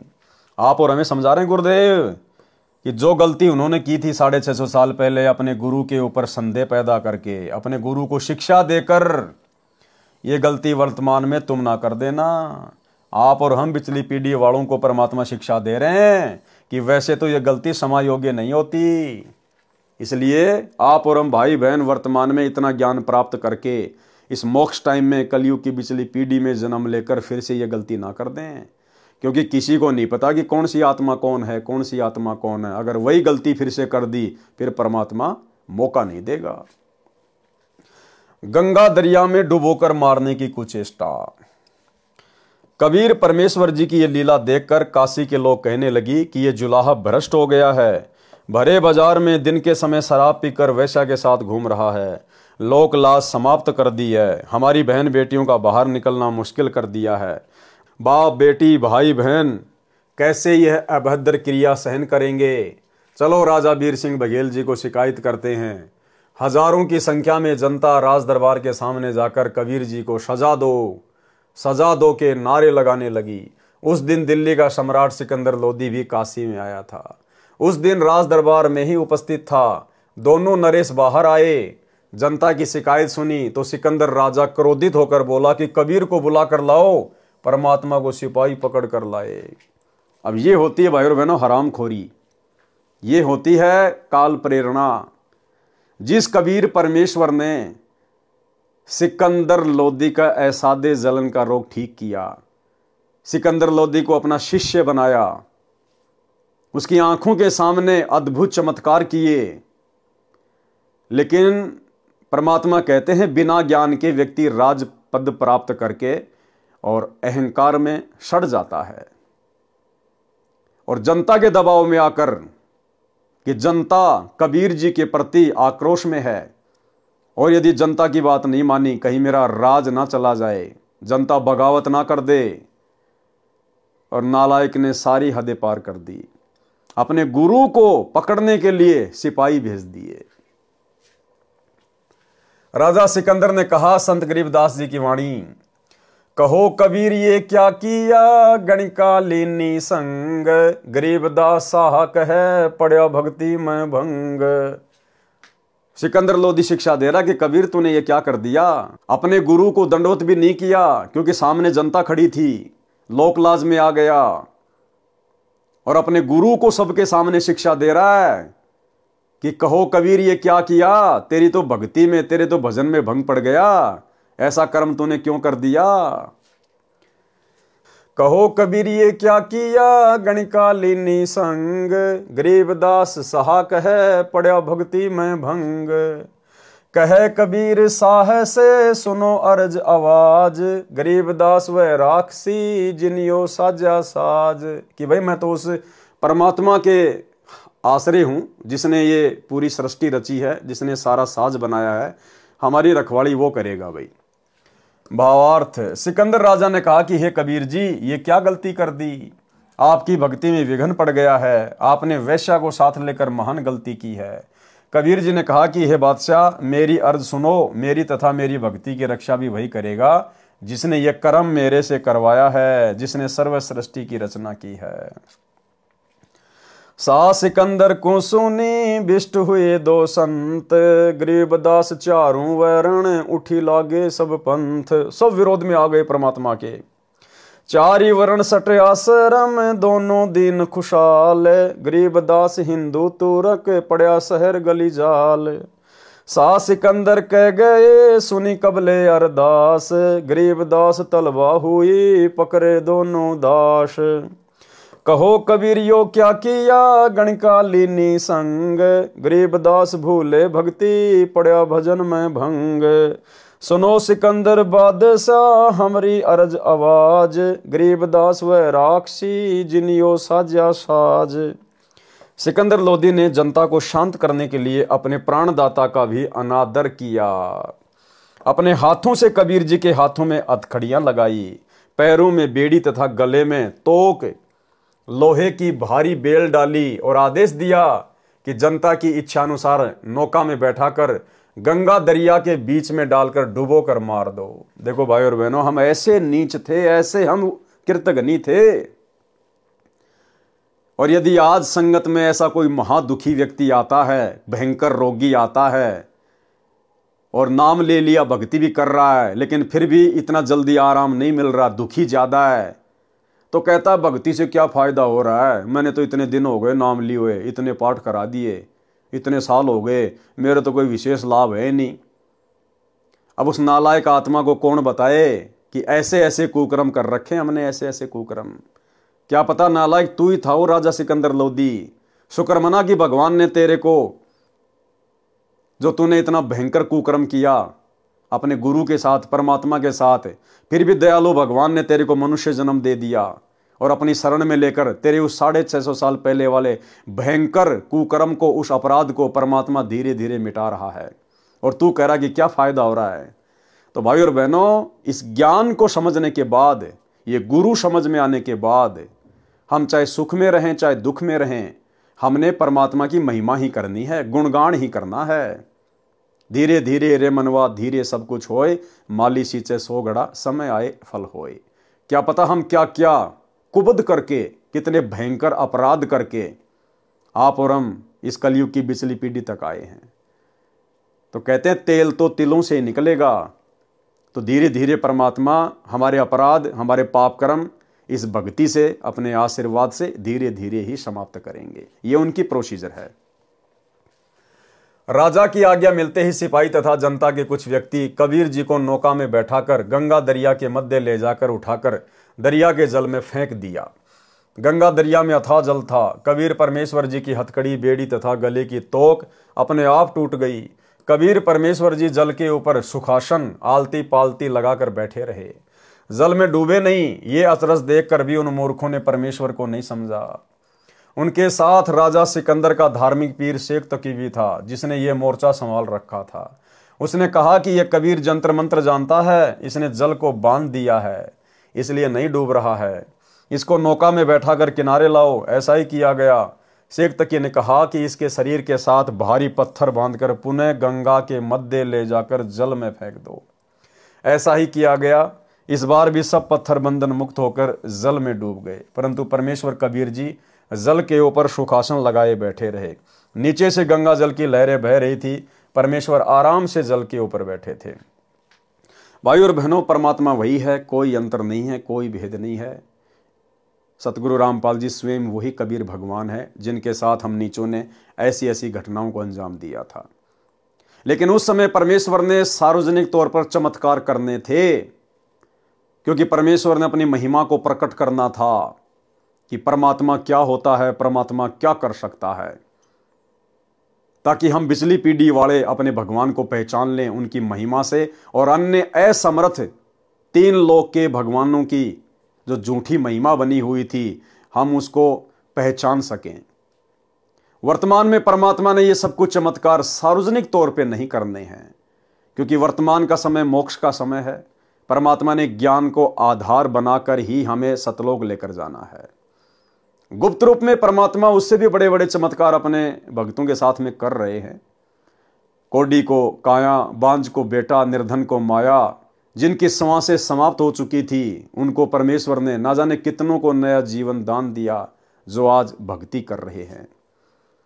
क्योंकि आज ये मोक्ष का प्राइम टाइम है, आत्मा को तैयार करना है। परमात्मा ने चमत्कार बहुत दिखा दिए परमेश्वर ने। वर्तमान में सर्व के समक्ष चमत्कार नहीं करेगा, गुप्त रूप में खेल खेलेगा। और जो कुकृत्य आप और हम ही ने अपने परमात्मा के साथ 650 साल पहले किए थे, आज तो उससे भी कहीं ज्यादा दुख और तकलीफें ये नादान दुनिया अपने परमेश्वर को ना पहचान कर उनको दे रही है। लेकिन भाई और बहनों, ये वही परमात्मा है। ना इन्होंने 650 साल पहले किसी को कोई श्राप दिया, कोई बद्दुआ दी, और ना वर्तमान में उन्होंने किसी को कोई श्राप दिया, कोई बद्दुआ दी। किसको बद्दुआ दें? हम सब उन्हीं के तो बच्चे हैं। जो मैं पूत कपूत हूं, बहुर पिता को लाज। एक छोटा सा सत्संग गुरुदेव भगवान का। गुरुदेव ने कहा कि किसको श्राप दें, सारे के सारे मेरे ही तो बच्चे हैं। सुनिए सत्संग। परमात्मा आए थे कबीर जी, उनके साथ कितना अत्याचार किया था, और किसी को उन्होंने एक शब्द भी अप नहीं बोला, किसी को श्राप नहीं दिया, क्योंकि उसको पता था मेरे बच्चे हैं, किसको मारूं और किसको श्राप दूं। तो पुण्यात्माओं, यहां आप देख लो पिछले इतिहास, किसी भी संत को जरा सा कुछ कह दे, श्राप दे दे, तेरा नाश होगा और उसकी वीरान मिट्टी हो जाए। अपना भी नाश किया उसने भक्ति का, और अगले को भी दुख दे दिया। तो वो परमात्मा थे। तो इसी प्रकार इसी आधार से आपने इस मार्ग को आगे बढ़ाना है, दास का सहयोग देना है। तो भाई और बहनों, वही कबीर भगवान है, वही कबीर परमात्मा है। अगर इनके वर्तमान के संघर्ष को देखा जाए तो भाई और बहनों, 650 साल पहले वाला संघर्ष तो कुछ भी नहीं। उस समय तो ये परमात्मा एक ही दिन में, चंद घंटों में चमत्कार दिखा के राजा सिकंदर को घुटनों के बल पृथ्वी पर, जमीन पर लेटाकर और सह सम्मान पालकी में बैठकर वापस अपनी झोपड़ी में आ जाया करता था। लेकिन वर्तमान में परमात्मा ऐसा नहीं कर रहा है, और पिछले 10 वर्षों से भगवान हिसार की छोटी जेल में बैठा हुआ है। पिछले 10 वर्षों से। सोचने की बात है, ये कोई सामान्य घटना नहीं है। ये सारी सृष्टि का मालिक, असंख्य ब्रह्मांडों को रचने वाला ब्रह्मा विष्णु महेश भी जिसके पैर के नाखून के बराबर नहीं है। गरीब जमजोरा जहां से डरे, मिटे कर्म के लेख, अदली असल कबीर है, कुल का सतगुरु एक। ऐसा समर्थ भगवान, जाके अर्ध रूम पर शकल पसारा, ऐसा पूर्ण ब्रह्म हमारा। गरीब ऐसा सतगुरु हम मिल्या, बेपरवाह अबंध, परम हंस पूर्ण पुरुष, रोम रोम रवि चंद। ऐसा समर्थ भगवान, और 10 साल से जेल में एक आम व्यक्ति की भांति, एक आम संत की भांति बैठा हुआ है। किसी को महसूस भी नहीं होने दे रहा, चेहरे पे कोई शिकन भी नहीं, किसी को कोई बद्दुआ या शराब भी नहीं। तो परमात्मा नहीं तो और क्या है?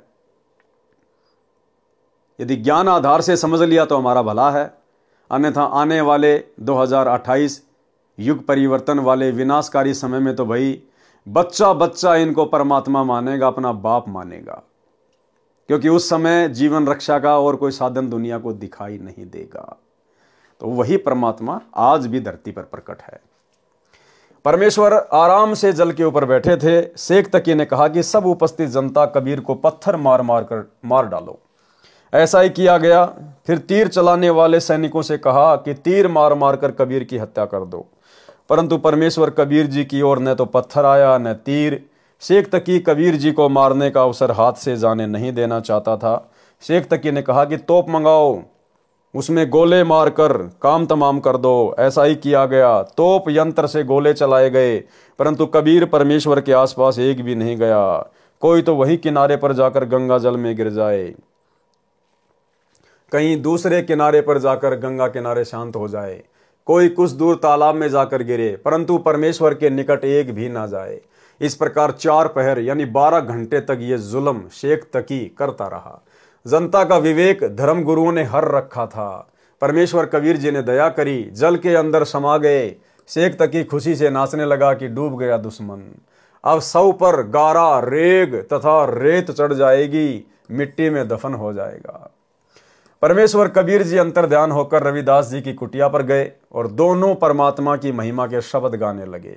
शेख तकी ने अपने साथियों से कहा कि चलो रविदास से बताते हैं कि आपका अविनाशी परमात्मा गंगा के जल में डूबकर मर गया है।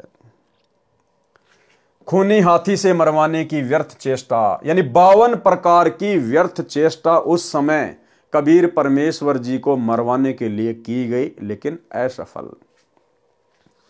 शेख तकी अपने प्रशंसकों के साथ संत रविदास जी की कुटिया पर पहुंचा तो देखा कबीर जी उपस्थित थे और इकतारे से शब्द गा रहे थे। शेख तकी की तो मासी मर गई। शर्म और क्रोध वश होकर सीधा सिकंदर लोदी राजा के पास विश्राम गृह में गया। तथा बताया कि कबीर न तो जल में डूबा न तोप से मरा, वो जादूगर है, जंत्र मंत्र जानता है, जिस कारण से बच जाता है। अब की बार इसको जनता के सामने खूनी हाथी से मरवाते हैं।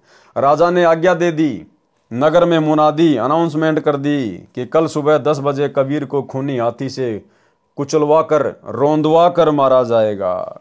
सब देखने आना। वह एक निश्चित स्थान था। वर्तमान में बने स्टेडियम की तरह बनावट होती थी। उस ऊंचे मचान स्टेज पर राजा, मंत्री तथा अन्य उच्च अधिकारी बैठते थे। उस दिन राजा सिकंदर तथा काशी राजा वीरदेव सिंह बघेल के अतिरिक्त मंत्री तथा अन्य ऊंचे अधिकारी भी विराजमान थे। अब देखो भाई और बहनों, राजा वीर सिंह बघेल कहां से पार हो जाएगा। गुरुदेव कहते ना कि राजा वीर सिंह बघेल को सार नाम दे दिया था, उसको पार कर दिया था। कैसे पार हो जाएगा भाई और बहनों, ये तो ज्ञान निर्णय करेगा, ज्ञान। अरे सिकंदर लोदी कबीर जी का शिष्य, और उसने ऐसी घटिया हरकत की, खूनी हाथी से कुचलवा कर अपने गुरुदेव को मरवाने के लिए दिल्ली लाया गया और स्वयं ऊपर बैठकर तमाशा देखने के लिए तैयार है। और वहीं पर राजा वीर सिंह बघेल, काशी नरेश भी बैठ गया। इसको कहते हैं लोक लाज। इसको कहते हैं भाई और बोलो भक्ति से ज्यादा राजपाट को महत्व देना। अरे भैया, अगर ज्ञान होता उसको, राजा वीर सिंह बघेल को, तो क्या जा रहा था, खाली राज्य ही तो जा रहा था। और कौन सा वो पूरी देश का राजा था, पूरी दुनिया का राजा था, एक छोटे से काशी का राजा था। और भगवान के लिए तो भैया असंख्य ब्रह्मांडों का राज भी त्यागना पड़ जाए तो ठोकर मार देनी चाहिए। इंद्रदा राज कागदा बिष्टा ना होगा इंद्राणी नो। लेकिन राजा वीर सिंह बघेल लोकलाज में आ गया। उसको गुरु मर्यादा से ज्यादा अपने राज्य की चिंता सताने लगी। और सिकंदर लोदी के बराबर में बैठा है वहां पर, अपने गुरु को खूनी हाथी से मरता हुआ देखकर। तो भाई और बहनों, राजा वीर सिंह बघेल में, सिकंदर लोदी में और महाभारत के भीष्म पितामह में, द्रोणाचार्य में और कर्ण में रति भर भी अंतर नहीं, रति भर भी। महाभारत के समय वो नालायक भी द्रौपदी को नंगा देखने के लिए वहां पर सभा में बैठे हुए थे। और यहां तो उससे भी बड़ा अपराध, अपने गुरु को खूनी हाथी से मरता हुआ देखने के लिए सिकंदर लोदी और वीर सिंह बघेल बैठे हुए हैं। तो वो वीर सिंह बघेल भला कैसे तो सार शब्द के योग्य हो सकता है, कैसे सतगुरु उसको सार शब्द दे देंगे और कैसे वो पार हो गया होगा। तो भाई और बहनों, ये विचार करने की बातें हैं। शेख तकी पीर ने महावत यानी हाथी को चलाने वाले से कहा कि हाथी को 1-2 शीशी शराब की पिला दे ताकि शीघ्र कबीर को मार डाले। ऐसा ही किया गया। तीनों ओर दर्शकों की भीड़ थी। एक और ऊंचे मचान पर बैठे राजा तथा मंत्री देख रहे थे। हाथी को लेकर महावत कबीर जी की ओर चला तो हाथी मस्ती में भरकर कबीर परमेश्वर को मारने चला। कबीर जी के हाथ पैर बांधकर पृथ्वी पर डाल रखा था। जब हाथी परमेश्वर कबीर जी से 10 कदम 50 फुट दूर रह गया तो परमेश्वर कबीर जी के पास बब्बर शेर खड़ा केवल हाथी को दिखाई दिया। हाथी डर से चिल्लाकर, चिंगाड़ मारकर, दुम दबाकर, मुंडी धुनकर, सिर को आपत्ति के समय भय से ऊपर नीचे हाथी किया करता है, उसको मुंडी धुनना कहते हैं। वापस भागने लगा तो महावत ने उसको अंकुश मारा। फिर भी हाथी वापस भागने लगा। साथ खड़े सैनिकों ने हाथी की हीकों में पशु के अगले पैरों के ऊपर के जोड़ों को हीक कहते हैं, जो शरीर से लगे होते हैं। जैसे आप और हमारी ये जो है जगह, इसको कहते हैं हीक। भाले मारे, हाथी की कुखों में भाले मारे। कुख पशु के पेट का वह भाग है जो बराबर में दोनों ओर हड्डी रहित होता है। चारा चरने के पश्चात वह भाग ऊपर उठ जाता है। पशु के भूखा होने पर वह अंदर को चला जाता है। वह कोमल भाग होता है। वहां पर लाठी डंडे के सिरे से खोद मारने से भी पशु को बहुत पीड़ा होती है। परंतु हाथी परमेश्वर कबीर जी की ओर न जाकर अन्य दिशा को भागने की कोशिश कर रहा था। तब परमेश्वर कबीर जी ने महावत को भी सिंह के दर्शन करा दिए। डर के मारे वह भी हाथी से गिर गया। हाथी भाग गया। तब परमेश्वर कबीर जी के सब रस्से टूट गए और परमात्मा खड़े हुए, अंगड़ाई ली तथा जमाही, मुख खोलकर क्रिया की जाती है, ली तो इतने लंबे बढ़ गए कि सिर आसमान को लगा दिखाई दे रहा था। शरीर से अजब प्रकाश निकल रहा था। उसे देखकर दिल्ली का सम्राट सिकंदर भयभीत होकर मचान से उतरकर परमेश्वर के चरणों में गिर गया और बोला कि हे अल्लाह, सिर्फ अब की बार मेरा गुनाह अपराध क्षमा कर दो। यह दृश्य केवल सिकंदर राजा को ही नजर आ रहा था। फिर कबीर जी ने अपना सामान्य स्वरूप बना लिया और राजा को समझाकर अपनी कुटिया पर चले गए। सिकंदर राजा को तथा वीर सिंह बघेल राजा को कबीर जी के चरणों में गिरते देख शेख तकी ईर्ष्या से जल भुन गया तथा उपस्थित जनता से कहा कि कबीर जी ने जंतर मंत्र करके हाथी को भगा दिया। राजा सिकंदर तथा काशी नरेश वीर सिंह भी अपराधी जुलाए का सम्मान कर रहे हैं। आपका इस नगरी में रहने का कोई औचित्य नहीं रह गया है। ये बात सुनकर सब जनता जन कहने लगे कि पीर जी, आप ठीक कह रहे हो, हम काशी त्याग कर चले जाएंगे। सिकंदर लोधी राजा तथा वीर सिंह ने स्वयं उनको समझाया तथा नगरी न त्यागने के लिए राजी किया। किसी भी व्यक्ति ने इतने चमत्कार देखकर भी परमात्मा को नहीं पहचाना।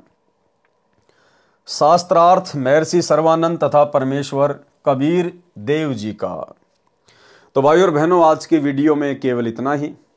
कल रात्रि 8 बजे पूज्य गुरुदेव सतगुरु रामपाल जी परमेश्वर जी के आशीर्वाद से हम आगे के विवरण को पढ़ेंगे, जिसमें पंडित सर्वानंद को कैसे गुरुदेव भगवान ने अपनी शरण में लिया।